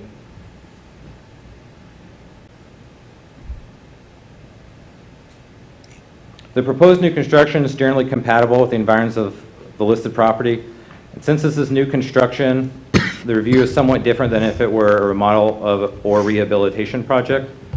And the reason why I bring that up is some of these elements are a little bit more modern in their characteristics, such as the projecting bay element here and the cedar rain screen siding material. Since those materials present as accents more than primary features, and the primary features of the structure would still present as the cement board lap siding and the gable structure, staff finds that generally the proposal is compatible with the environs of the listed properties. However, the proposed roofing material is metal, which is not commonly found on residential structures within the environs. There are metal roofs in the area, but most prominently those metal roofs are on non-residential structures, and they are not typical of our residential architectural styles in the area. The roof form is compatible with other roof forms in the environs of the listed properties. The staff recommends approval. Staff recommends that the commission find that the proposed project with suggested revision to the roof material will not significantly encroach on, damage, or destroy the landmarks or their environs, and issue the certificate of appropriateness for the proposed project. Staff does not recommend a metal roof. Staff recommends that the commission review the plans and make a determination on the use of a metal roof on this property. If the Historic Resources Commission votes to approve the metal roof, staff recommends the metal roof seams be no taller than 1.5 inches and the panels be no more than 18 inches wide. And staff also recommends that if the commission votes to approve the project, that the commission directs staff to review any subsequent minor alterations to the project that meet applicable standards and guidelines administratively. Any other revisions or modifications to the project will be forwarded to the Historic Resources Commission for review. And I'd be happy to answer any questions. Thanks, Kyle. Is the applicant present? I am. Fantastic. How's it going? Good. My name's Landon. You have it in there as Joe. I'm also Joe, but I go by Landon. Just like to thank staff. They're always really helpful when we've done quite a few projects in the historic environs. As part of my company, we're also doing 7-Eleven Connecticut right now, which the only difference I would say is I would like it to be approved with the metal roof. Like I'm not gonna fight either way. It's just one of those things. Like we had envisioned it as like a white metal roof, and if you go with asphalt shingles, white asphalt shingles just don't really look that good. So it'll either be a white metal roof if that's approved, or it'll be black asphalt shingles. And I mean that's basically as part of like the aesthetic that we're going for. I really like the metal. There's a roof about 3 or 4 houses down the street that's metal on Connecticut on the same side of the street, and then there's that new New York addition kind of behind the Restore that has metal roof both on the main house and on the addition that they added. Is the roof that you were intending within that 18-inch and Absolutely, 1.5 inch? yeah. Standing seam. I was going to bring a piece, but the roofer that gave me a piece, it's like this long. I figured it'd be Yeah. It's a kind of wing. obnoxious. But yeah, look, the flat look is exactly what we're thinking about. Minimal ridge, just a really nice, clean look. Like I wanted to put a white or light gray roof on the 7-Eleven Connecticut house that we're working on, and I went and looked at samples. And if you look at like a white or a light gray asphalt shingle, like they look like they're almost worn out. So that house will actually have a black roof, and I'd like to avoid having a black roof on this one. And if you do like the more traditional, like weathered wood is like the #1 seller in asphalt shingles, and it has a lot of color in it. And this house is going to be, the cedar, which is all being milled locally, and then it's white siding. So it's basically going to have to be either a white metal roof or black, just to kind of stick with the aesthetic that we're going for. So that's the only thing I have to say. Do you guys have any questions? Is the color purely aesthetic, or are you also looking for some sustainability? Well, so absolutely, a white roof is, much more sustainable. And so we'd love to get, into those lighter colors, which is one of the reasons that I was looking at light gray for the new remodel that we're doing. But we're in the same environs. We've already got that one through the HRC review, and it's can't have a metal roof. And, I really appreciate what the HRC board does and what, the HRC staff does at the city, but, it's one of those, metal roofs is one of the things that I don't agree with, because I think that, as we move forward, there are some tacky metal panel products, but there are some, ones that are really coming forward, and I think you can get some colors that are more sustainable, that are lighter, that are, better looking on certain projects than you can do in an asphalt shingle. And basically the only way to get white outside of a metal panel is a flat roof, and, those are cost prohibitive and don't really look good on a residential structure that's this kind of roof form. So, yeah, I mean, there's definitely that. And there's definitely, the aesthetic. I think the house will look a lot better with a white roof. I mean, all the cedar is coming from, I own a lumber mill too, so we're milling all the cedar for the rain screen, so it's going to be that nice red color, and then the rest of the house would be basically like a white to kind of blend in. And 7-Eleven's going to be white, so I think it'll look really neat on that corner. Yep. Cool. Awesome. Thank you. Thank you. Is there any public comment? Sir. My name's Katie Walsh. I live at 732 Rhode Island, and I want you to know we are thrilled with these projects. We have the 7-Eleven Connecticut that he's rehabbing it's been standing vacant and open for years and years and years. And the church tried to tear it down, and our preservation planner, God love her, and Bob Shum fought that. The neighbors said, don't tear it down, rehab it, and he is doing it, and he's doing it right. And it's so lovely.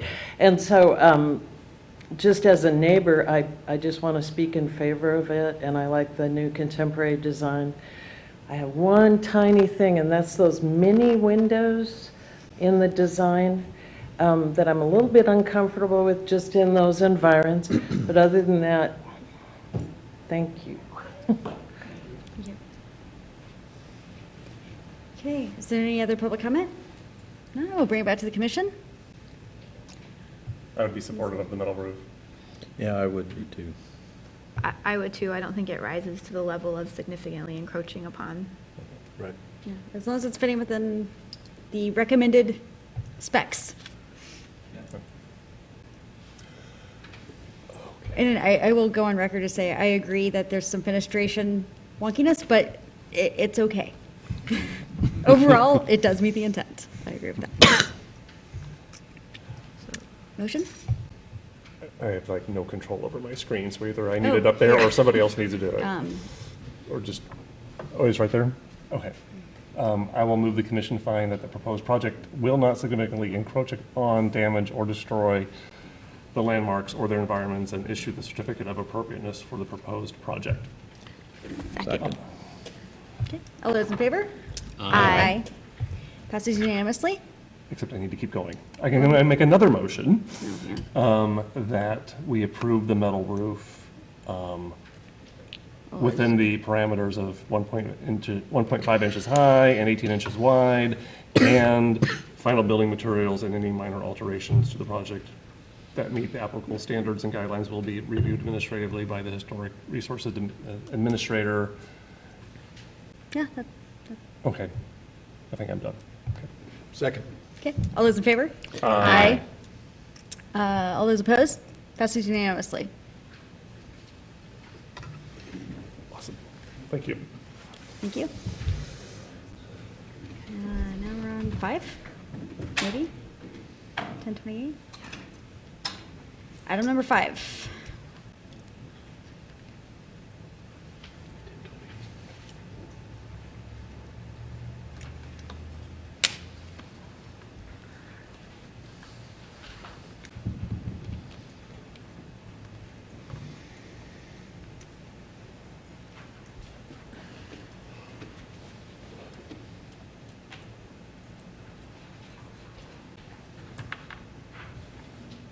This is DR 19-00518 for 1028 Pennsylvania Street. It's a new construction of an accessory structure.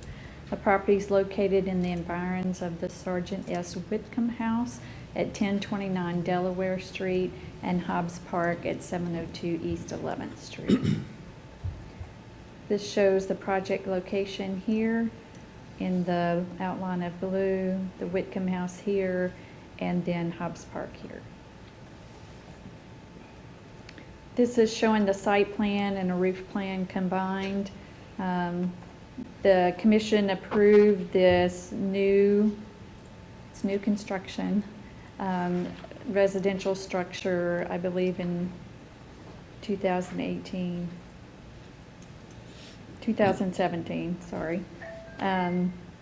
So this would be the sidewalk here, and then the front of the structure with what looks like an addition but was part of that original structure. And then this would be the proposed 506 square foot accessory structure. This is the existing structure. You may remember this.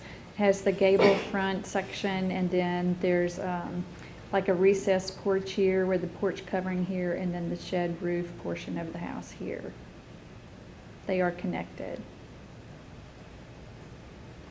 This is showing the rear elevation of the structure. This comes off of that modern section of the structure, and this is what faces the alley now. This is part of the structure. This shows the proposed accessory structure. It is slightly lower than the peak of the gable of the existing structure, just barely, but they made it. And it has a 1'6" overhang here. This is the alley side of the structure where the garage door and then the fenestration up above. This is a shed roof, open section of the structure. It's like a lean-to portion of the structure with also a shed roof. This is showing the bottom section here with no fenestration, and then there's fenestration up above, and then the triple window. And then on the, sorry, I got my directions wrong. That elevation facing the house, you have the long structure here where the stairs come up, then a window here, and then a door here. And this shows that open lean-to structure that I mentioned before. And this is showing along the south elevation? No. Yes, south elevation, sorry. With the door leading to the yard, and then this is the original portion of the house that I showed you on the rear. It's a fairly simple project. It's a 22 by 23 square foot house. It is very unique for the neighborhood. They're proposing metal siding, which exists in the neighborhood, but it's not typically on a structure this large. It's usually on smaller accessory structures. They are proposing a shed roof, which does exist in the neighborhood and is a characteristic of structures in the neighborhood. The little add-on lean-to portion of the structure also exists in the environs and is typical for accessory structures in the environs. The height of the structure is a little tall for the environs, but it's important to note that across the alley for the listed property a couple years ago, they built a large 2-story accessory structure, and this is within the limits of that structure.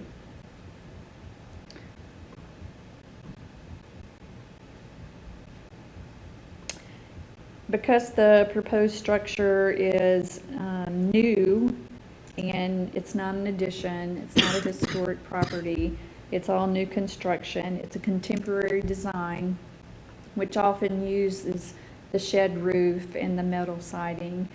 Staff is recommending approval in accordance with Chapter 22 and for the Commission to issue the Certificate of Appropriateness.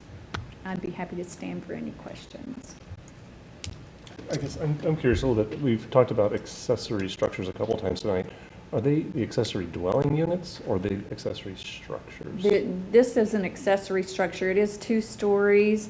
The application says they will use the upper story as a loft for an art or whatever you would use. Are they like dwelling units that are like full living? No. Okay, zoning They do still not doesn't have a allow that. kitchen. Okay. This is RS5 zoning. Accessory dwelling units are not allowed in the RS5 zoning.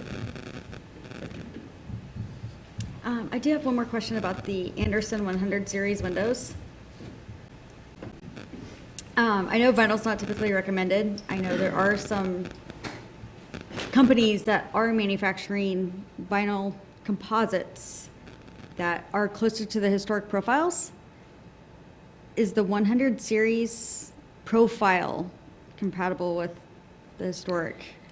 It's not an exact match, which is what you would like to have. It is a window for new construction that has similar qualities and profiles to historic windows, but it wouldn't be perhaps appropriate for a historic structure. Okay. Yeah, that's all I was going to add. I didn't mean specifically this. Yeah, it's new construction. Got it. I was just curious. Any other questions? Is the applicant present? I'm Eric J. with Struck Restruct. We designed the residence in 2017, and at the time there was actually a HRC approval for a detached garage, which some of you may remember. It was just 1 story at the time, and it was a continuation of the broken gable roof on the east end of the house that's currently there, basically as an extension. It's a family of 5. They've been growing, and so some of the additional space that's going to be up top is for additional storage and for the wife's craft studio for the most part. The garage is going to be set back 5 feet from the house. Like Lynn said, it's 22 by 23 and has a cantilevered awning as a carport on the north side. There's an enclosed stair on the north side. The roof pitches match the pitches of the existing roofs on the back of the house. The overall height is about 14 inches lower than the existing ridge of the main gable. The metal siding is going to match the metal that's on the back of the house, and the metal roof is going to match the metal roof that's on the house. The colors will be identical. Patterns will be identical as well.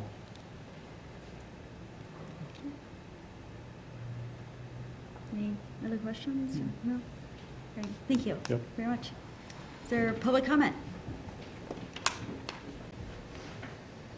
Doesn't look like it. Bring it back to the commission for discussion. Any questions? I'm supportive. Okay, is there a motion? I would move that the commission find that the proposed project will not significantly encroach on, damage, or destroy the landmarks or their environs, and issue the certificate of appropriateness for the proposed revised project. Second. All those in favor? Aye. Any opposed? No. Passes unanimously. Thank you. Thanks. Item number 6. Or do we want to take a quick break? Say we take a quick break. Quick break? Okay. We're actually going to take a 5-minute break.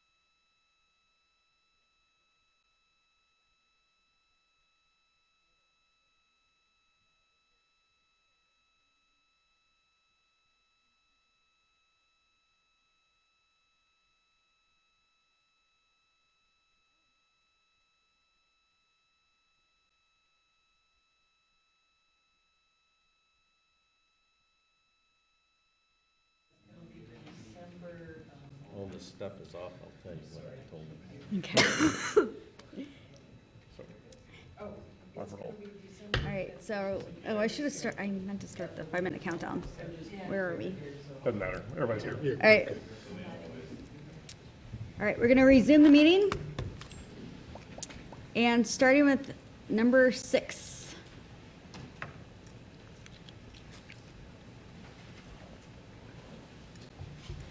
So if it pleases the commission, there are 4 items that are very intricately together. So I'd like to go ahead and present all of them, if that's okay. Yes, please. Okay. All 500 pages. All 500 pages. Yeah. And I'm going to read 430 pages, yes. So we're talking about the 8th and Pennsylvania Urban Conservation Overlay District and also the East Lawrence Industrial Historic District, which is listed in the National Register of Historic Places. The overlay district has a set of design guidelines called the Design Guidelines 8th and Pennsylvania Neighborhood Redevelopment Zone, and they were adopted in 2006 of October. That was when the property in the 8th and Penn area was rezoned and placed within the 8th and Pennsylvania Urban Conservation Overlay District. The design guidelines were intended to accommodate revitalization of the neighborhood and to merge old and new land uses. These guidelines were very specific to a proposed development for the area. The area was divided, I'll go here and then go back. This is the overlay district with the white line that you see here, and these are the different development zones. Zone 1 is the National Register Historic District. Zone 2 are the alleys, which you can't really see right there, but the alleys and the streetscapes in the district. Zone 3 is a mixed-use zone that was meant to have both commercial and residential areas. And then Zone 4 is a little bit split. It's at the top of the screen and then down here on the right-hand screen. And that was for existing and new construction. The development that the design guidelines were established for never came to fruition. The property changed ownership prior to the development and now has a new owner and developer who has a different vision for the area. This vision maintains the mixed-use nature and introduces affordable housing as a major component, but proposes different building and housing types and density. As a result, it will be necessary to amend the design guidelines to accommodate the new vision while maintaining the component of the mixed-use development and enhancing and complementing the unique character of East Lawrence. 2 text amendments have been proposed with the current development proposal. The first amendment will change the historic open space designation of the property located in the northwest corner of 9th and Delaware Street. The second text amendment is to increase the maximum height and density allowed by the design guidelines. So we'll go. The open space designation here at Delaware and 9th Street, and you can see a little bit better here. This came out of the existing design guidelines. The open space designation for the property is based on the National Register nomination that lists this lot as contributing open space to the district. Through the course of this development proposal, the applicant provided information that showed this to be an error in the nomination. Several structures have existed on the property during the period of significance for the district. Staff reviewed the information which included newspaper articles and determined that the property was incorrectly identified as historic open space. Staff's opinion and the research provided by the applicant was submitted to the State Historic Preservation Office. The SHPO concurred with staff's assessment that the property was not historic open space and has changed the designation in the National Register contributing status for the district. So this is for the first text amendment about the open space. Again, it's in Zone 1, which was the historic district. This shows the land use plan that was actually in the design guidelines and showed this as a large parking area to keep that contributing open space open.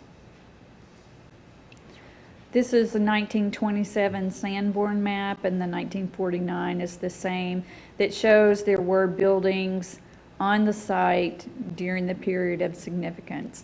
There's also on an earlier Sanborn map, and also backed up by the research the applicant did, that there was a store on the site at one point during the period of significance. This is showing the proposed change to the guidelines. Instead of having this as open space, there would be two structures, one located along 9th Street and one located along Delaware Street. They're two-story structures.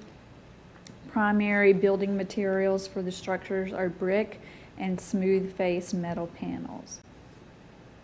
And this is the rest of the historic district with the Polar building here at the top. These are the recommended changes in the design guidelines, and what they basically do is take out all the references to this being historically open space. Page 45 notes that new construction in historically open spaces should match the patterns documented in the Sanborn fire insurance maps. This was taken out or proposed to be taken out because it's not historically open spaces, and there are several building patterns during the period of significance that are documented in the Sanborn maps.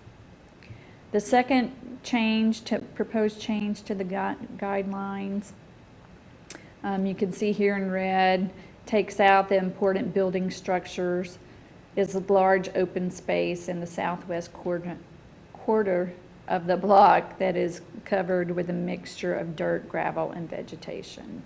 This area has traditionally been open space with the exception of the presence of assorted shed structures along 9th Street.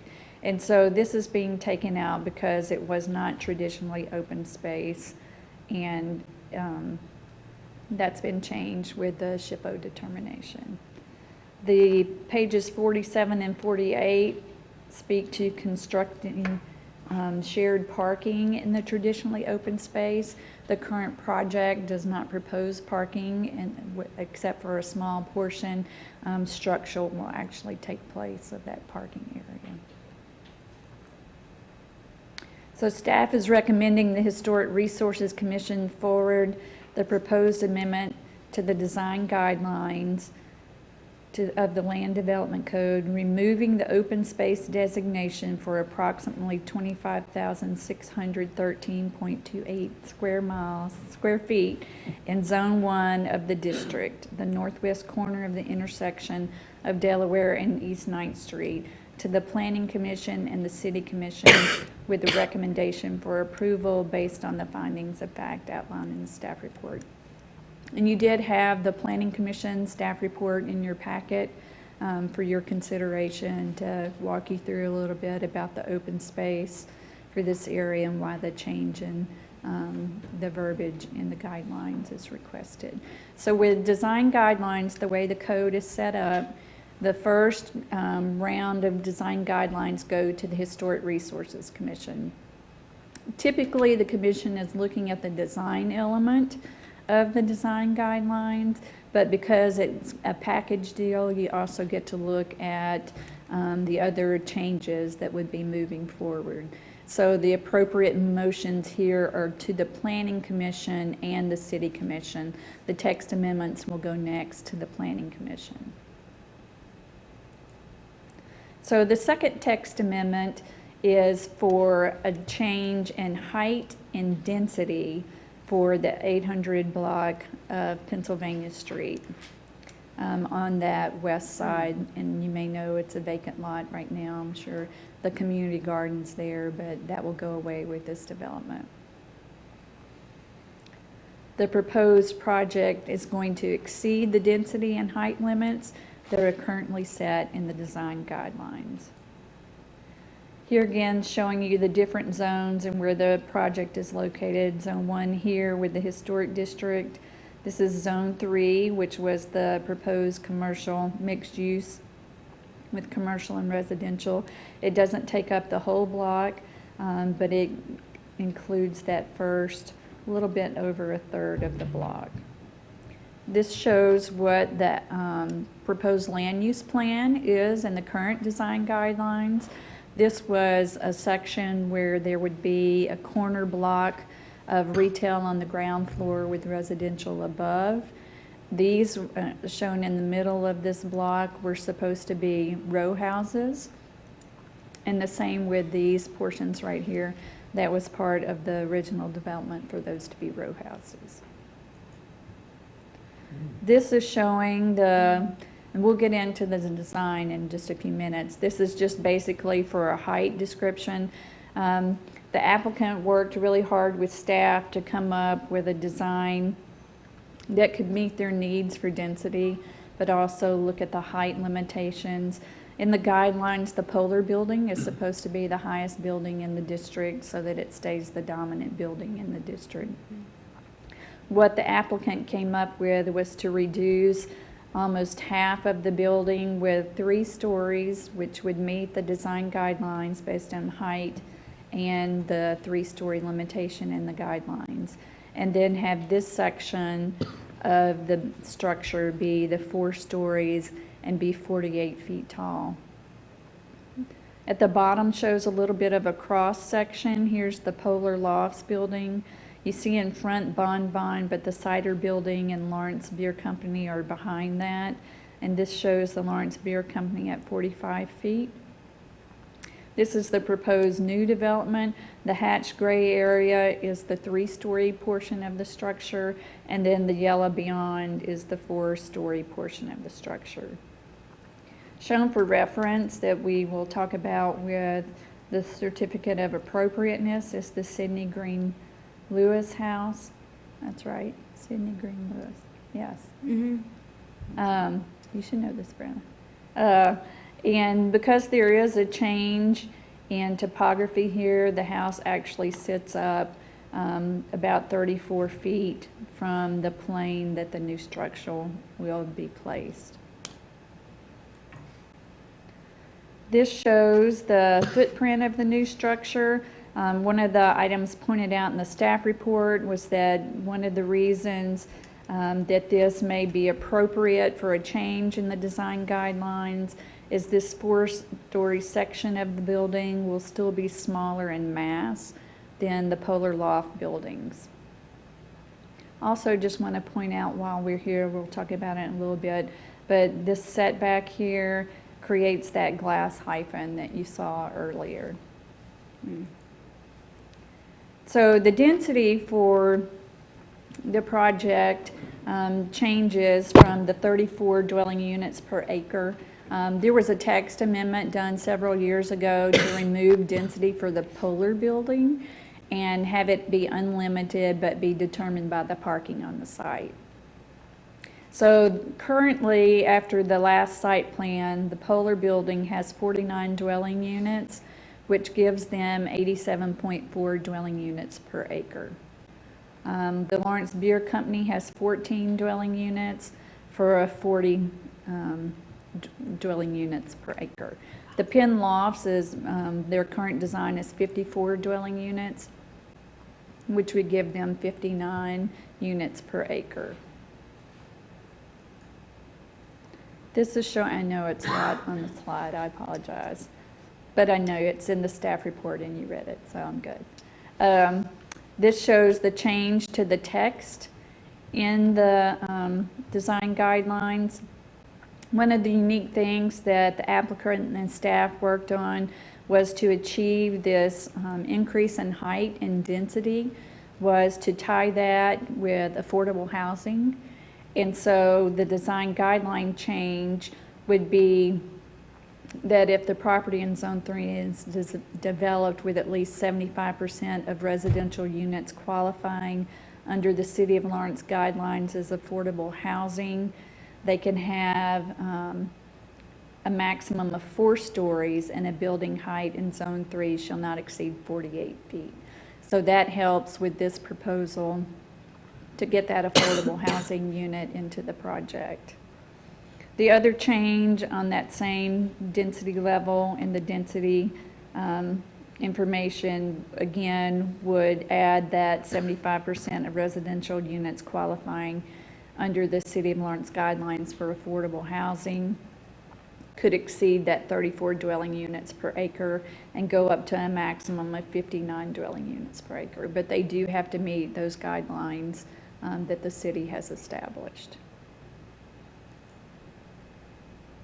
So staff is recommending the Historic Resources Commission forward the proposed amendment to the design guidelines 8th and Penn Neighborhood Redevelopment Zone, which is incorporated in Article 3 of the Land Development Code, removing the open space designation for approximately 25,613 square feet in Zone 1 of the district in the northwest corner, and this is not the right slide, I apologize. This one should be for the height and density, but the staff recommendation is the same. That you forward a recommendation of approval to the Planning Commission and the City Commission for the proposed text amendment. Gone are the days when we could just say, so moved. So item number 8 that's tied to this is new construction at that corner of 9th and Delaware. The property is located in the East Lawrence Industrial Historic District and is also located in the 8th and Pennsylvania Urban Conservation Overlay District. This is the property location, which we looked at earlier, that vacant lot. The reddish pink color is the National Register Historic District. This shows you the two development parcels in relation to each other, but this is the parcel that we're talking about now. It's 2 buildings, one that runs along Delaware Street and then one that runs across 9th Street. Both structures' primary building material is brick with smooth metal panels.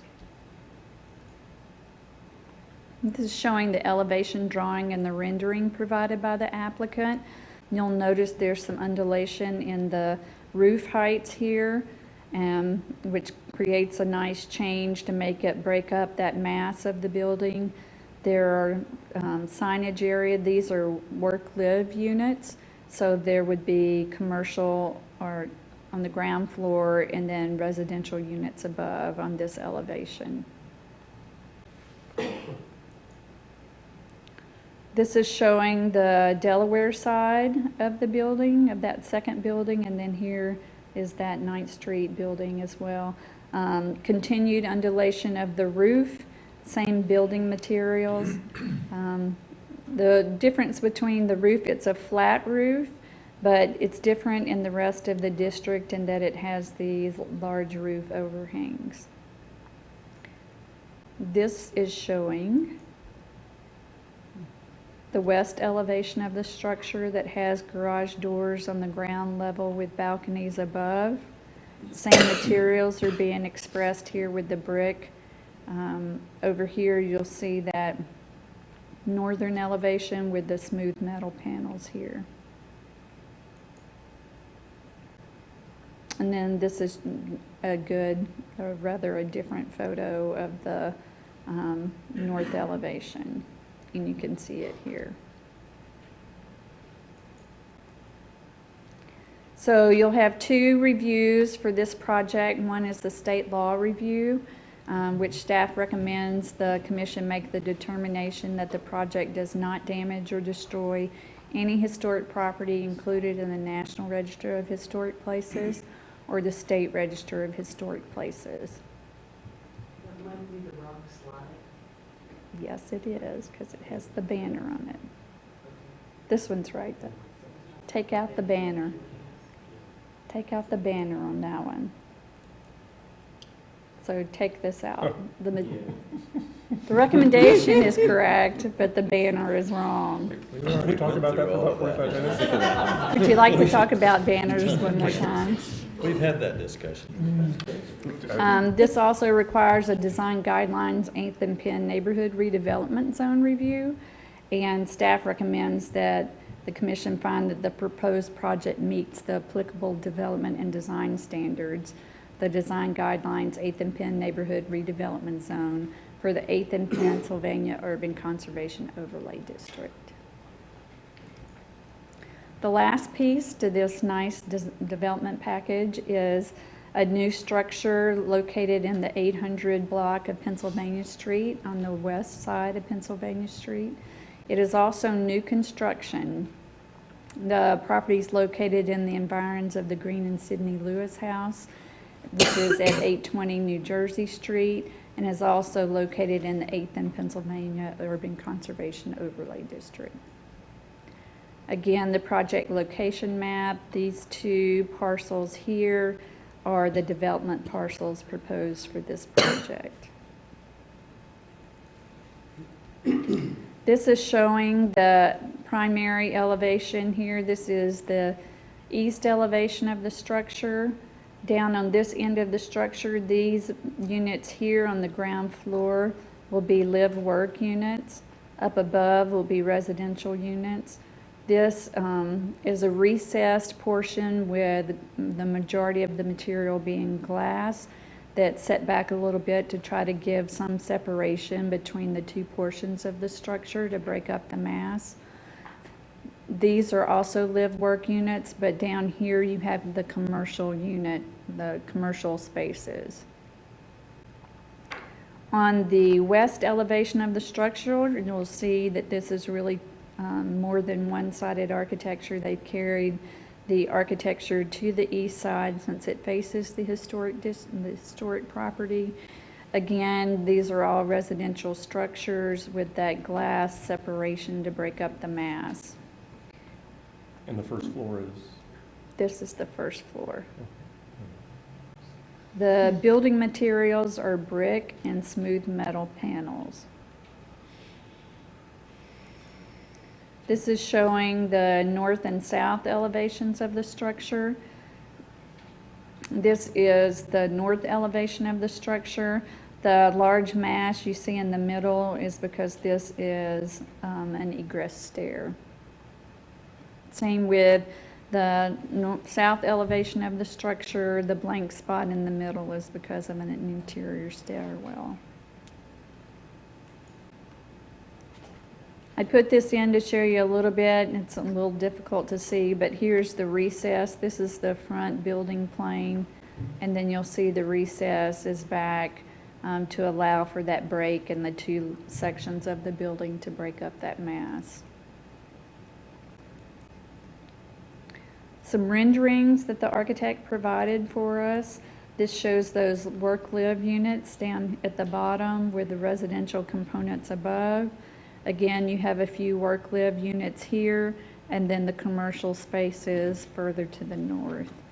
The brick areas you can notice are here, and then the smooth metal panel sections are in the gray color. And then you can see that glass portion of the structure that I spoke about earlier. This is looking back toward the southeast. There's that commercial section of the building, and this also shows you what the north elevation looks like. And this is showing the rear or the west elevation of the structure. It also has architectural detail with the brick and the metal, smooth metal panels. It has entrances on the ground floor that are residential in nature. And then this would be back of house for the commercial spaces. So staff is recommending that you issue the Certificate of Appropriateness for the proposed project. And staff is also recommending that you find that the proposed project meets the applicable development and design standards, the design guidelines, 8th and Penn Neighborhood Redevelopment Zone, for the 8th and Pennsylvania Urban Conservation Overlay District. I know that's a lot, so I'd be happy to stand for any questions you may have. And then at the end, after the applicant's presentation and public comment, we can always go back to those slides with recommendations on them. I do have one question on the text amendments. It says to remove shared parking, is that correct? On page 4748, it's proposed to strike the recommendation to use shared parking. Sorry to make you go all the way back to That's all the right. beginning. Keep going. I think it's like your first or second slide. No, wait, I must have missed it. No. There we go. So, constructing shared parking and traditionally open spaces. I get that because it suggests only in the open spaces. Can we just strike open spaces, but still allow them, like, we recommend to construct shared parking when possible? I don't know how much that changes planning codes and the other stuff. And No, you can make that recommendation if you want to just take out the words in traditionally open spaces and just constructing shared parking as the recommendation. I would prefer that because I think that would reduce the number of parking spaces necessary and increase the potential for more open pedestrian family spaces to enjoy. More traditional of what is currently there. As I'm reading it though, it's not discouraging by that amendment. It's not discouraging shared parking. Just the original text was trying to mandate that shared parking would go in traditionally open spaces. So I don't know if getting rid of that text defeats what you're trying to accomplish. Well, and that's what I'm trying to remember is where else does it say, the parking? I mean, I'd have to go all the way back through all my notes again to make sure that we are not removing that out of all the parking, like. I mean, I think all the parking is going to be shared part. It's all Right, It's all it's all shared shared lots. So it's not. We're not. Okay. Getting rid of that, I don't think precludes it. Yeah. Okay, I just want to make sure. I guess that's what I'm just trying to ensure that that doesn't happen. No, the entire district is set up to have shared parking. Okay. Cool. Thanks. Sorry, that was a long-winded way of getting there. Any other questions?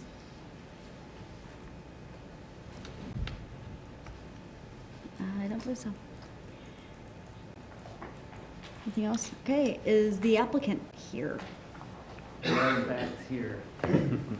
Still Do you here. need anything up here or?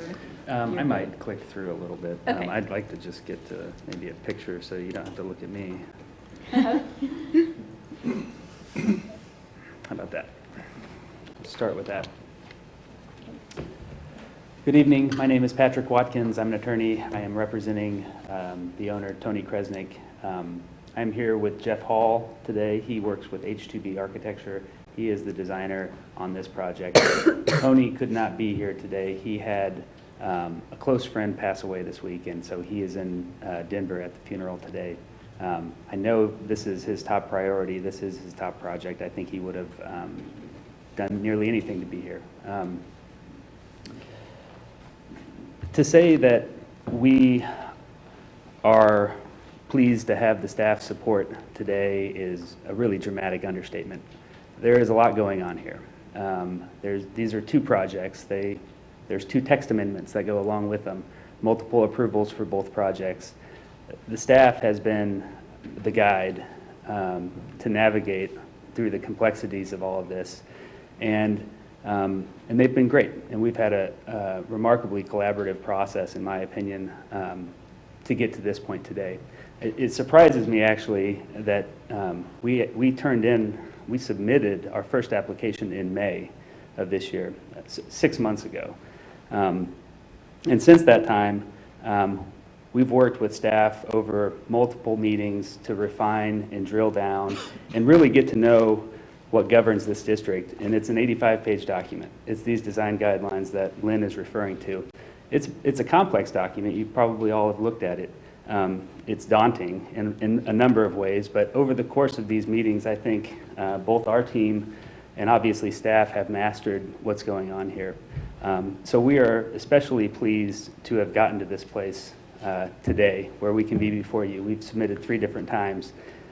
We are so happy to have staff support and to bring this before you. We purposefully are here before you with staff support because I don't think we would be without it.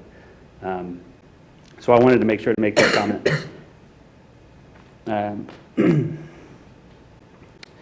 I do want to point out a couple of comments that are in these design guidelines that we've come to know. Page 15 is a couple of statements that I think are instructive. These guidelines are not meant to serve as a checklist for good design, nor are they meant to be applied in such a stringent manner as to prevent creative alternatives. The design guidelines also call for staff to review the guidelines in a consistent, fair, and equitable manner. And the key word, I think, is equitable. You can't simply just adhere to every single one, and staff has lived up to that obligation over the course of this process, and we're happy, again, to be here having gone through this process with them. I want to say a couple of comments about why we're here all together.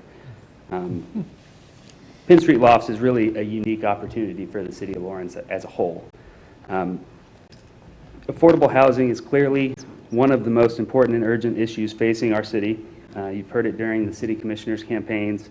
Every city commissioner is committed to finding ways to increase affordability, and it takes a broad approach, both publicly and from private developers, to accomplish what the city's ambitious goals are.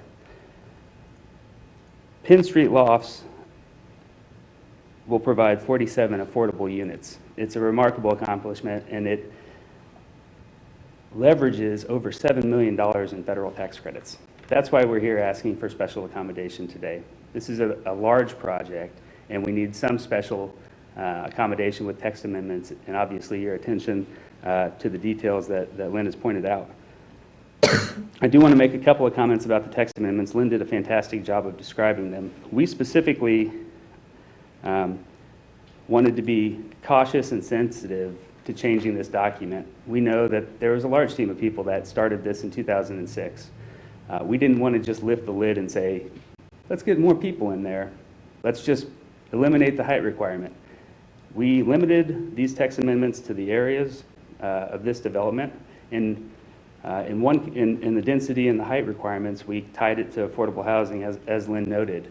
You cannot develop these in the ways, you can't add the additional height if you don't have the affordable housing component with it. You can't add the density if you don't have the affordable housing component. We thought it was a good compromise, and we're glad that staff is supporting that.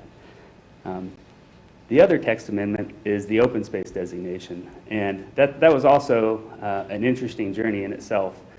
We had the help of Dennis Domer, who has put together a remarkable profile of that property. We've got 400 pages, and if you would like to get better sleep tonight or get to sleep quickly, you could read it. It's remarkable how intensively this corner was used, and I think we all thought it was appropriate to remove the historic open space designation for that reason. But that report is available to you. There's good pictures, and to my surprise, there was like a fur trading operation that operated into the 70s at that corner, which is kind of interesting. We're eager to hear your questions and comments about the design. Jeff Hall is here and can respond to any specific questions. I would note that there's a good chance that certain aspects that you might ask about, certainly a lot of the things that you see in front of you have been discussed and debated. And one of the things that we can do for you with your questions is to give you the story about why things are the way they are, why they look that way, and why we were able to agree with staff and receive staff support for any particular design changes. I can tell you that our team is proud to submit this design. This is not where we started. It's not where we expected to end up, but it's a compromise. And it's a compromise made by two groups working in good faith to interpret the guidelines. We need your approval tonight. We started in May. These tax credits were awarded in 2019. We need to get to construction in spring. We'd love your feedback. We'd love to work collaboratively with you.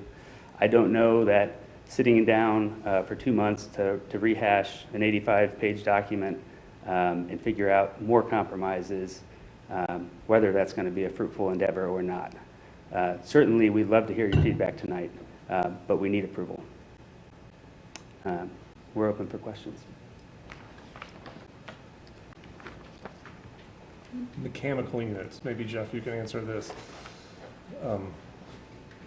What am I not seeing? Like, is it going to be roof mounted? Is it going to be on the ground? What's the mechanical system? How are you screening? All that kind of fun stuff. Chad, that's a great question. Once again, my name's Jeff Hall. I'm a founding principal of H2B Architects.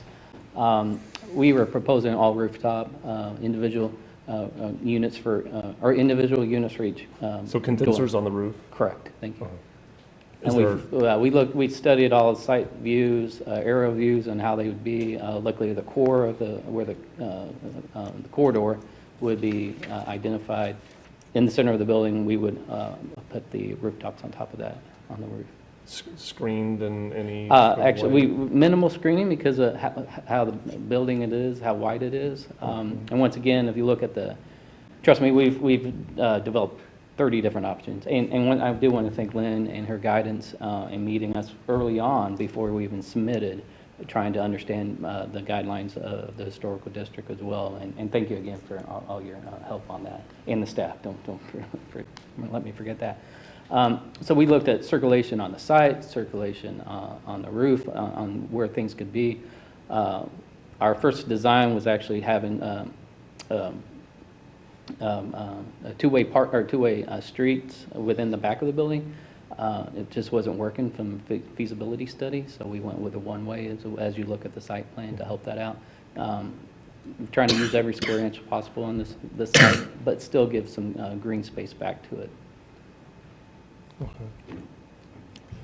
And so residential is going to be typical residential split systems with the condensers on the roof. What about the commercial space? The commercial, as you can tell, is on the north side. We've brainstormed on different restaurants could be there. It is just over 4,500 square feet, so it'd be if it was that big, it'd be we think a small little cafe, a coffee shop, and maybe a little restaurant would be ideal for that space. So we've identified some vertical chases to go up on the high roof of the 4-story. So there might be a larger air handler roof mounted for that operation. Yes, and we would screen that as needed with a makeup air, I'm sure, as well. Yeah. Accommodate all that fun stuff. Yeah. Okay, thank you. Sorry. In that vein, I don't see on the development plan for trash enclosures. Yeah, how do you get back to emergency vehicle. Yeah, actually, the trash location would be up here on the north side. We've studied, talked to the trash department as well on the circulation through the site.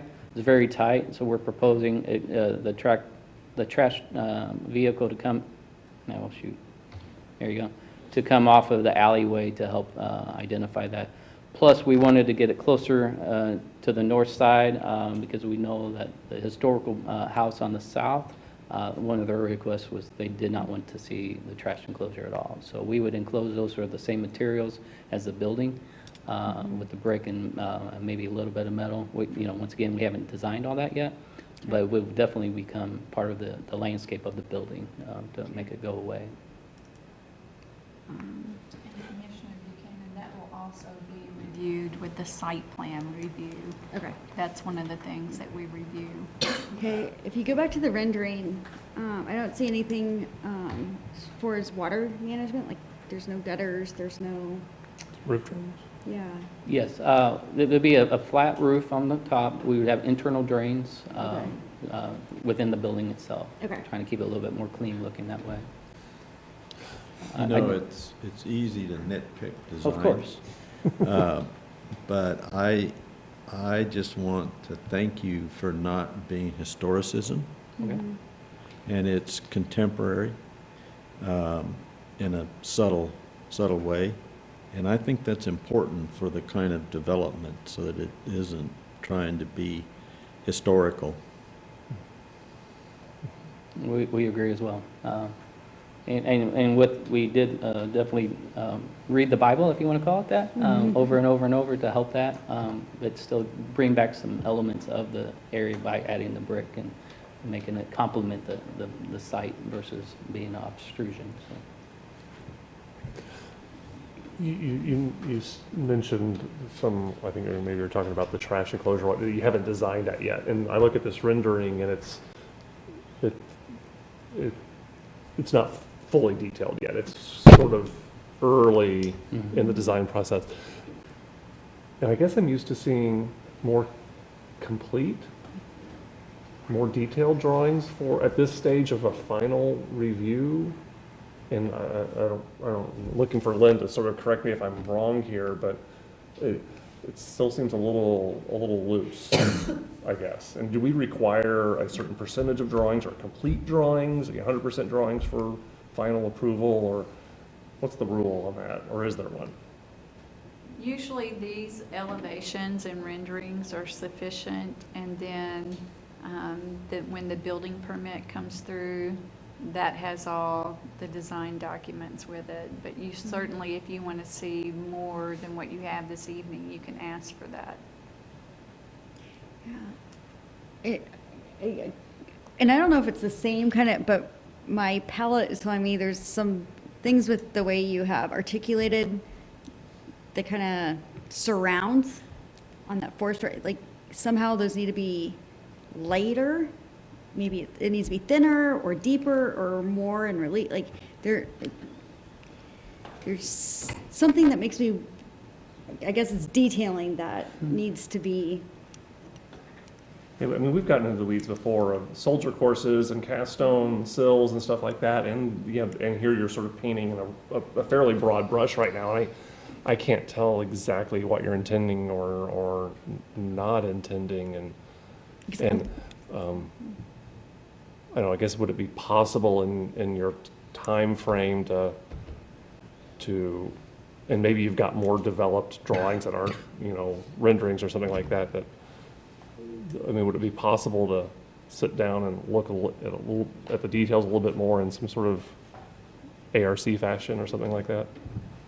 Is that, you talked about a schedule and I always, if something gets deferred to the ARC, then we're back here again in a month if the schedules work well, right? Is that? We'll be back in December. You would have your ARC meeting the first Thursday of the month, and then it would be back here the third Thursday of the month. Does that completely scare the applicant?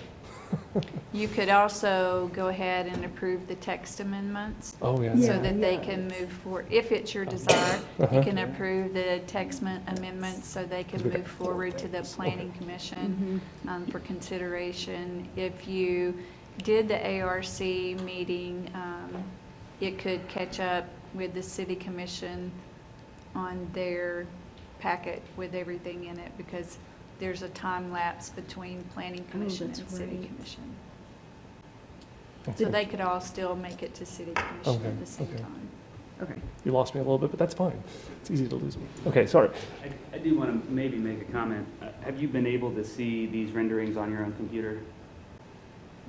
Yeah, that would change a lot of things. It helps. What you're seeing up here, I mean, those grays look pretty uniform.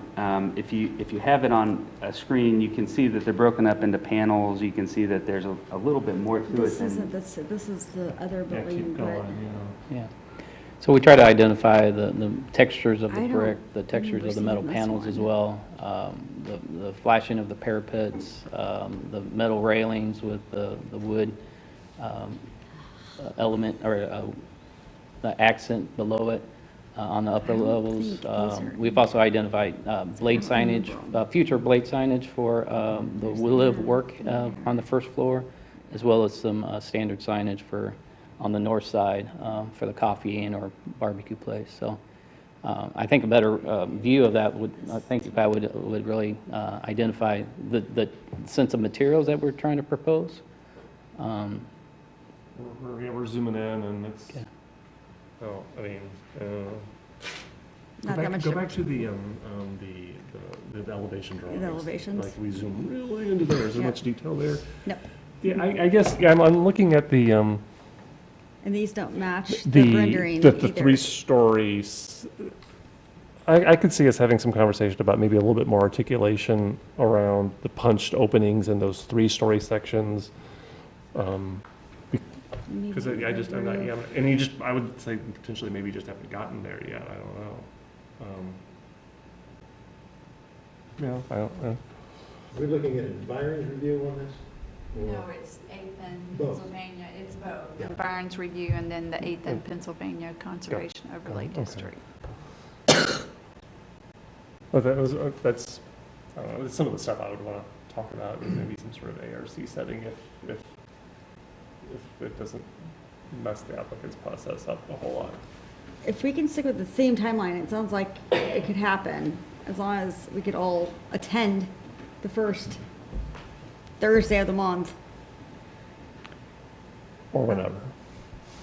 Yeah, can we, to make it work, if we can't meet that first Thursday, then can we look at a date that would, ARC could meet and still get it back to HRC in time for the December meeting?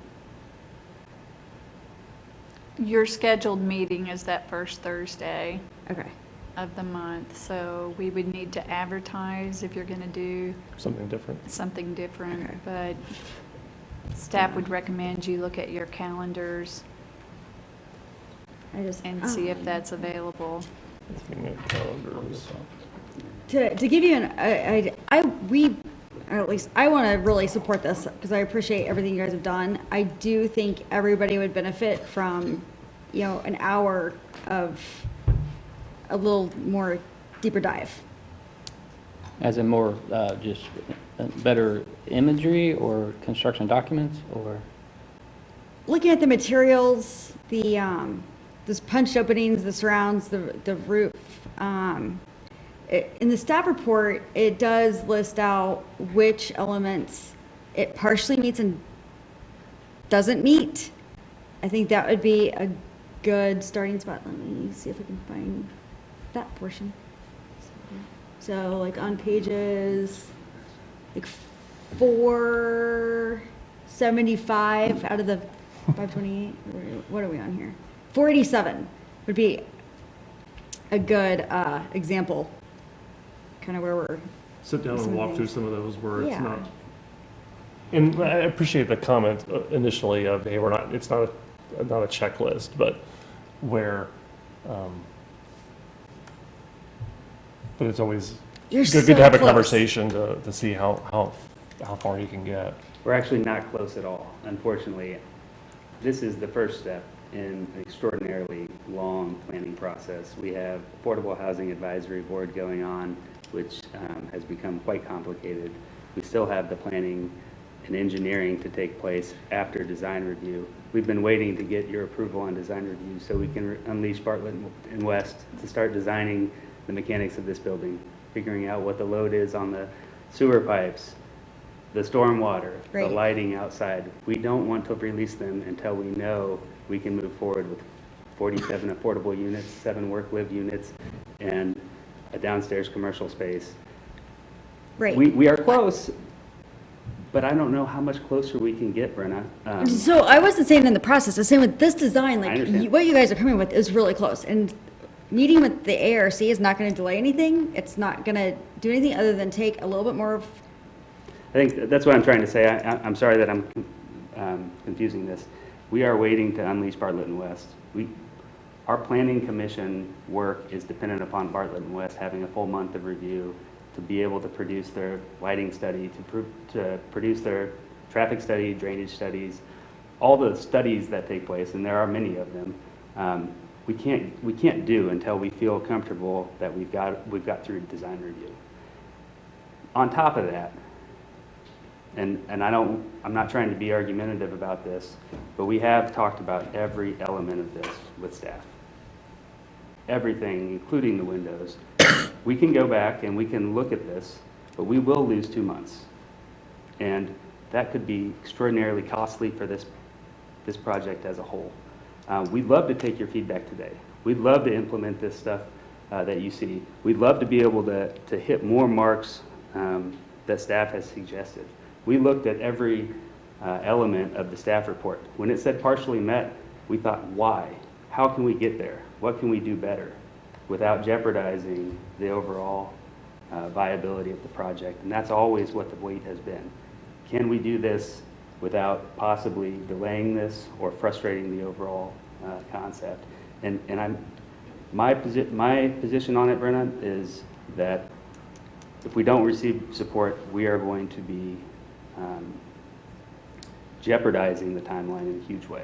Spring construction is what we need. We do want your feedback. We want to do everything we can to satisfy your guys' curiosities, but we don't have time to spend a month to look at some of the smaller details. And I'm not sure that we can get to the point of knowing exactly what this is going to look like. This is a modern building. We're trying to make it contemporary. We're trying to give it flat surfaces. And I'm not sure how much fenestration or detail we'll ever get to on the overall building itself. That's the position of the developer. Okay. Feels a little bit of take it or leave it. Right. So with my understanding is that what we're talking about is not going to change what Bartlett West does. So in my mind, meeting with the ARC, so this entire forum doesn't have to sit through those kinds of design discussions, does not affect your schedule. Bartlett West can move forward because the things that we're talking about aren't going to affect loads. You know, I want to piggyback on that because, like I said earlier, I think the concept is strong. So from my personal standpoint, it's not major generation of other alternatives, significant alternatives. And Lord knows we've been there on several ARC meetings. And this is not one of those cases. So from my personal viewpoint I, again, think in a conceptual standpoint, this is a right in a good direction. So I don't intend to say, oh, can we make that 3 windows instead of 2 windows or whatever. I mean, we've gotten down into the weeds several times, and personally, I don't see that we're going to get down into the weeds.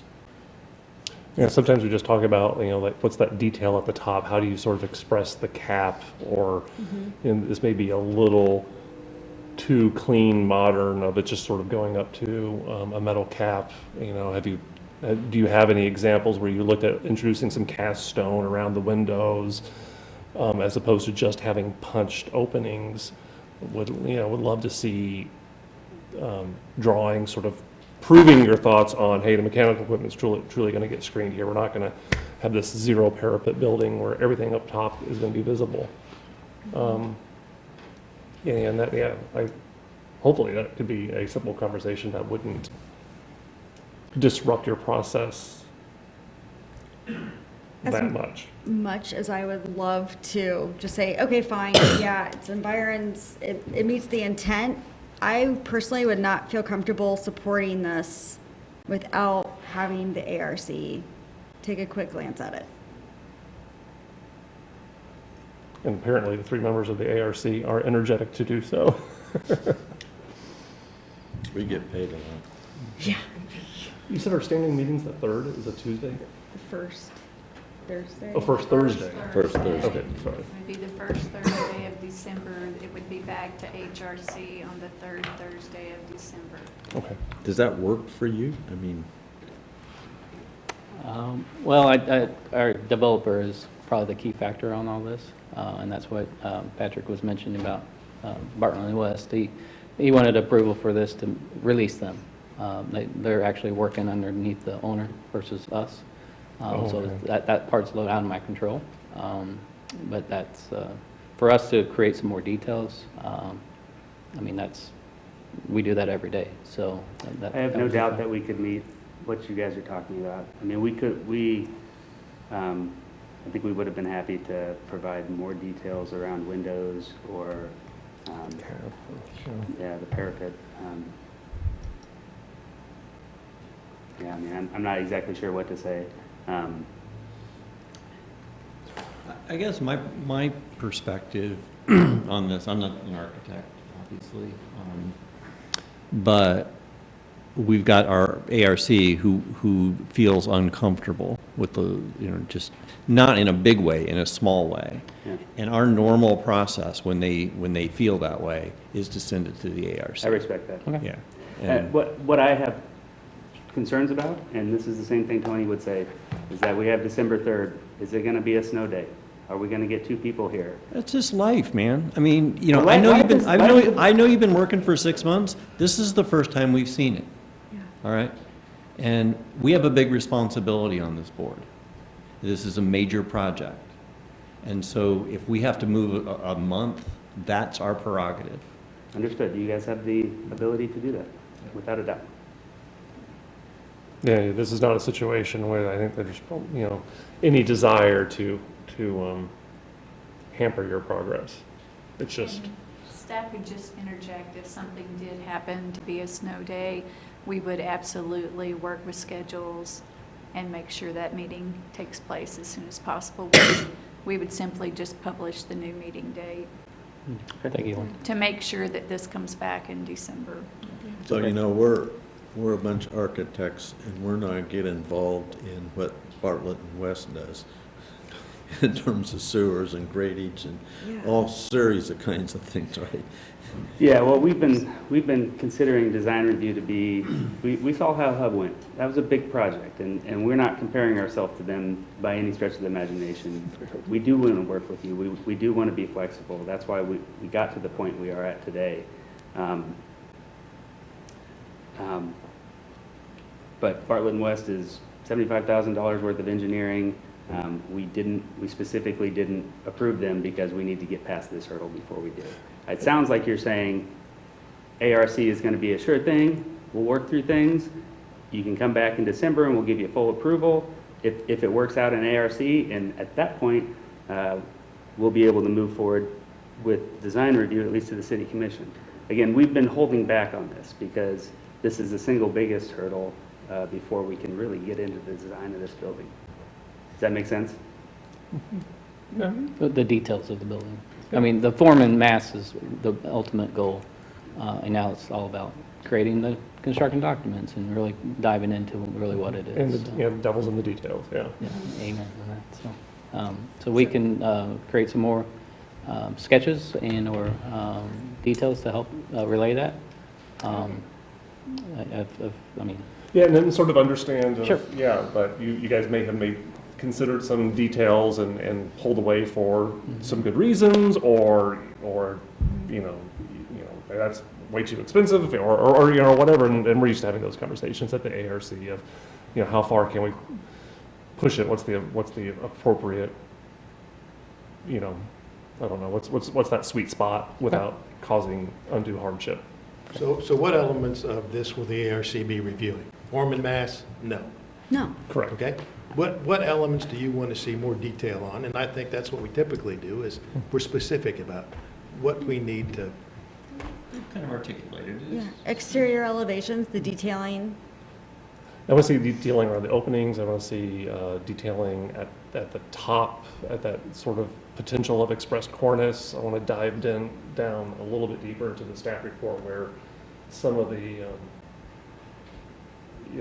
some of the guidelines weren't fully met, and we don't necessarily need to meet all of them, but let's just sort of walk through them and understand, the decisions to not do so, and that's fine. Again, we're not looking for 100% on everything, but We're not going to take off an entire story and ask you to double your open space.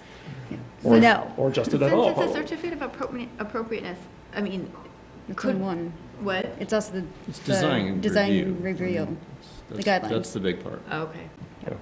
We're not talking just the certificate of appropriateness. And I do have one question about the design. So if we do the text amendment to recommend approving the text, this whole process, like, the design review still wouldn't be able to be approved until the city commission approves all the text amendments, correct? It'll all go together as one package. As one packet. But in the right order.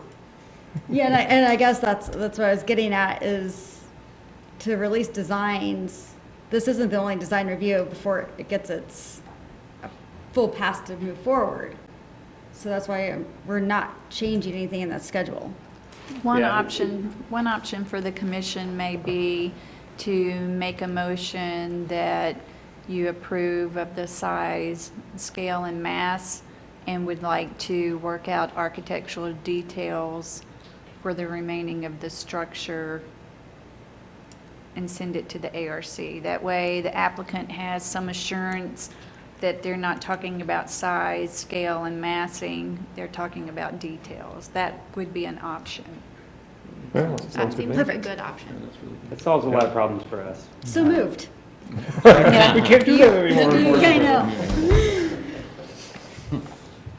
I mean, it used to, in the good old days, stuff would go to the ARC and not come back to HRC, Correct. but we can't do that anymore either.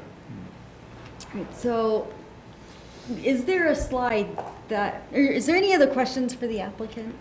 That's right. And we haven't had Public comment, I know. Okay. No? Do you have any questions for us, or no? No, I Okay. appreciate Is your there- time. We'll get to the details. We, once again, wanted to thank Lynn and the staff. That we've done a lot of different details and different models and different massing, so this is what I think we all agreed to. And You know, we I appreciate think your support. what would be helpful for us at the ARC is for you to bring any thoughts you have about what we're talking about. So if you can bring things. Materials? Bring them to the ARC meeting. Okay. It gives us a chance to get where we're going quicker. Okay. That makes Hopefully sense? immediately, yeah. You makes sense? So just don't come with Looking that. for ideas, With right. that rendering, but take it to the next level. Sure. Consistent with our conversations about the details. Perfect. And it can be more than one. Okay. Or whatever you think is appropriate. Yeah, tell the story. Okay, I got it. Thank you. We'd like you to consider approving the text amendments. Yes. Oh, absolutely, yeah. Thank you, yes. That is an important part. Is there public comment?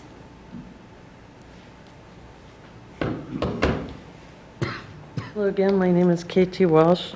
I am one of the people among many East Lawrence citizens who worked on these design guidelines in the historic district many years ago. So many meetings, a charrette, surveys. It was a good process. And I want to say that I just think the materials and the design from what we first saw, oh my God, this is so much better. So it's really lovely to see that progress. You say from what you first saw, what are you referring to? Remember the drawings, the initial drawings? Yeah. There were initial drawings that went to the neighborhood meetings and Yeah. to staff. Oh, that we didn't see? Back No. in May. Okay. Okay. Yeah. Okay. Maybe show those. It's always fun to see where things came from. So if Yeah, can you don't bring wanna- those, Just email bring those. Just email. No, it was another architect. It was a long time. Oh, Yeah. okay. Okay. And I think maybe per your discussion so far, my next thing doesn't even apply because it sounds like you all agree with the text amendments. I have a problem with allowing buildings to be taller than the Polar Building. That was a very, very important to all of us. It is culturally and historically, it is the dominant building. That is my one point. I can go with everything else, but I think this is wrong. And we worked so hard to get there. And yes, they argue they need it for the density and affordable housing, but let's look to the future. This is going to be a National Historic District for a long, long time. And there will be other things built. And they own the property north of there. And I just think that's really key. So I would ask you to not change that one aspect. Thank you.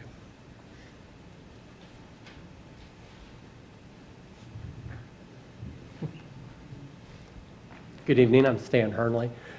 Just as some historical information, is probably 20 years ago when a previous developer was working on this property, the entire development. I took a lot of photographs of all of the buildings, including the previous buildings that were on what had been determined to be open space, but wasn't actually open space. So it's all 35 millimeters, so it's not easy to ship it around, but there are photos of what was on that site. In terms, I mean, as a previous HRC and Architectural Review Committee member, for me, the parts of the design for looking at review have to do with the brick. I think the single color of brick could be potentially 2 shades of brick could help with the design. Horizontally, the way things are divided up, the metal panels tend to sort of pass behind the brick visually, but then vertically there's also an offset in the brick face, and perhaps a different color of brick for the recessed area, and another color of brick for the projected areas, with the recesses in between the windows tying back down to the same color below. So you start to get sort of a weaving of the colors. I think that'd be worth looking at. Another place to take a look at is at these insets at the base. Is that an angled sill, or is that is there going to be a piece of metal flashing at that where the offset is considered? Or cast stone of some sort. Right. So just from looking at past projects, that's kind of my thoughts. So there you go. Thank you. You want to come to ARC meeting just for old time's sake? Guest appearance. Public's welcome. They are open. Do we want to consider talking about? Still have public comment. Oh, sorry. Is there any other public comment? No. Okay, bring it back to the commission. Do we want to visit the height and density discussion for the text? Can I offer a bit of information or Lynn can? Well, I mean, we are specifically not as tall as Polar. We know the importance of maintaining Polar as the visual anchor, both in height and size. Our building, you can see it in a couple of the side views, it is, I think it's almost 10 feet lower than Polar. I just want to clarify that. That's what I thought. Polar is 55 feet 10, and the proposed is 48. Okay, that's what I thought, and that's okay. Just want to make sure. Perfect. At least that's what it says right here. I mean, I didn't measure it. We'll go with it. Yeah, I think we would agree with KT that Don't mess with it. they call it out in the design guidelines. We wanted to be respectful of it.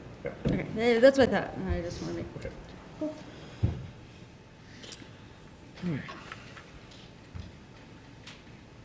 I feel emotion coming from the other end. I see somebody queuing up over there. Well, yeah. Except this is going to be a motion mess. It's going to be hard. We got to deal with the text amendments first. Yeah. So we got to get back to that.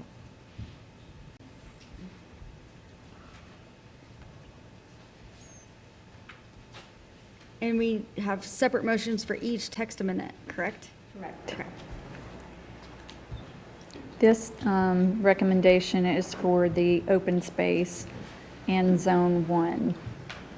All right, I would make a motion that the Historic Resources Commission forward the proposed text amendment to the design guidelines, 8th and Penn Neighborhood Redevelopment Zone, Article 3 of the Land Development Code, removing the open space designation for approximately 25,613.28 square feet in Zone 1 of the district, the northwest corner of the intersection of Delaware and East 9th Street, to the Planning Commission and Lawrence City Commission with a recommendation for approval based on the findings of fact outlined in the staff report. Second. All those in favor? Aye. Opposed? Passes unanimously.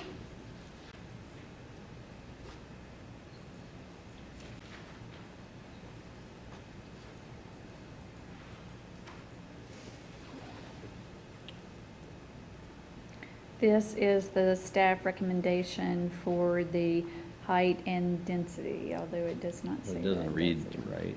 Yeah, it So, sounded like the same. yeah, It's got the approximately 25,000. yeah. So if you look, So we'll need to go to, Is it in the written report ever? yeah, that's what I'm thinking. I got 6. in that Oh, there we cover go. summary. There we go. Yep. Exceeds density. In the cover summary memo, I believe there's a staff recommendation written in that. So I'd move that the planning, no, that's the planning commission, sorry. That the Historic Resources Commission forward the proposed text amendment to the design guidelines, 8th and Penn Neighborhood Redevelopment Zone, Article 3 of the Land Development Code, revising the density and height limits for approximately 40,510.8 square feet, or 0.93 acres in Zone 3 of the district, the southwest corner of Pennsylvania Street and East 8th Street, to the Planning Commission and the Lawrence City Commission with a recommendation for approval based on the findings of fact outlined in the staff report. Second. And even though it doesn't match what's on the screen, that's the correct motion? Yes. Okay. All those in favor? Aye. Opposed? Passes unanimously. All right, I'm done moving. Someone else needs to take over from here.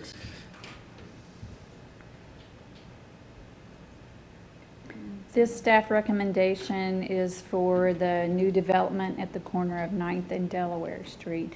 You have a state law review and also an overlay design guidelines review. I didn't have any So this one. concerns about this one.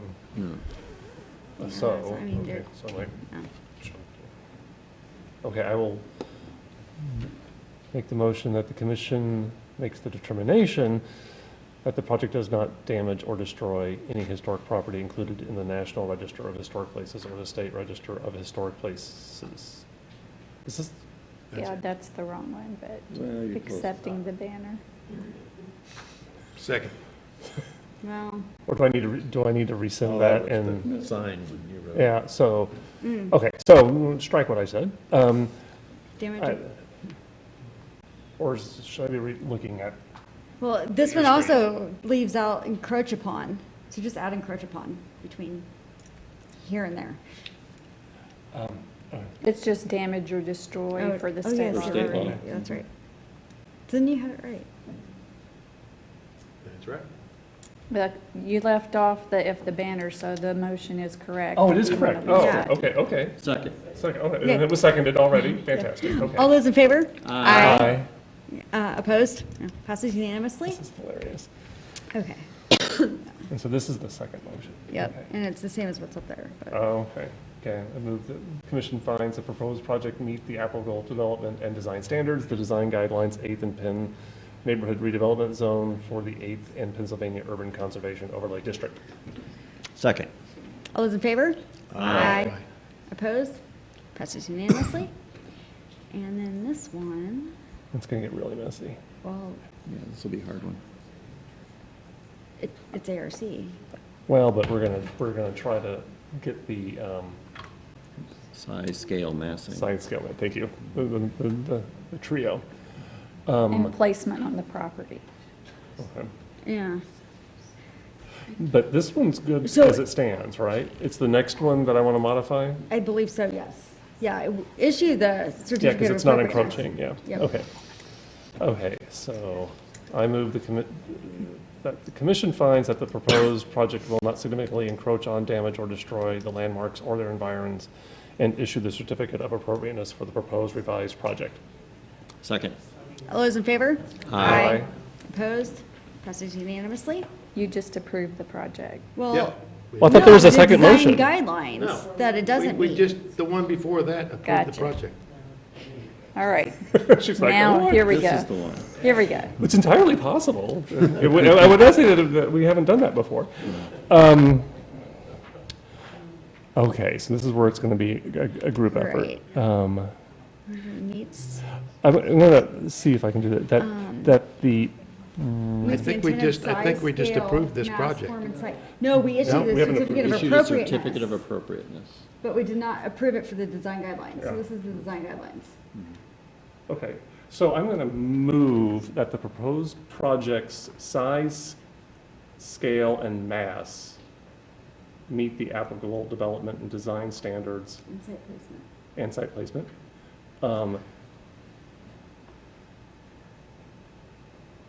We could The- just, Meet we that. And I guess I'm, could do and, two motions. We could do and- one that way and then a second one to refer to ARC for final details, but. sure, okay. But But, you know, wouldn't that mean we're approving that it does meet the yeah, we guidelines? better be careful. Better be careful. Okay, so I'm going to start all over again Sorry. and help me out. Okay, I'm going to move that we find the proposed project meets, the proposed project's size, scale, mass, and site placement meet the applicable design development design standards, and refer the detailing of the elevations for consideration by the ARC. Mm-hmm. And I'm trying to think where the rest of that sentence goes. Period. Period? Is that enough? Mm-hmm. Okay. Second. All those in favor? Aye. Opposed? Passes unanimously.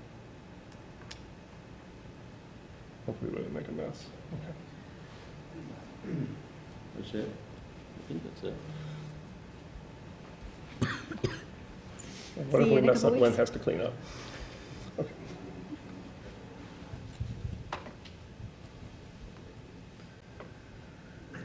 Is that the last agenda item? No, I still have to get through those last few. More. I get the miscellaneous stuff.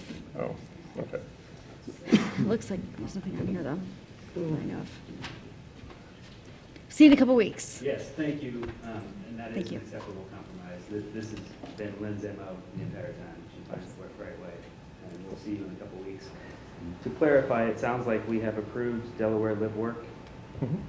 We have approved everything except for some detailing on elevations as discussed. Yep. Thank you all. Thank Thank you, you. guys. Thank you. Okay. Agenda E, miscellaneous items? None? Woo-hoo! Katie, were you about to jump up for miscellaneous? No? No, I was just rubbing my nose. Okay. No, it was okay.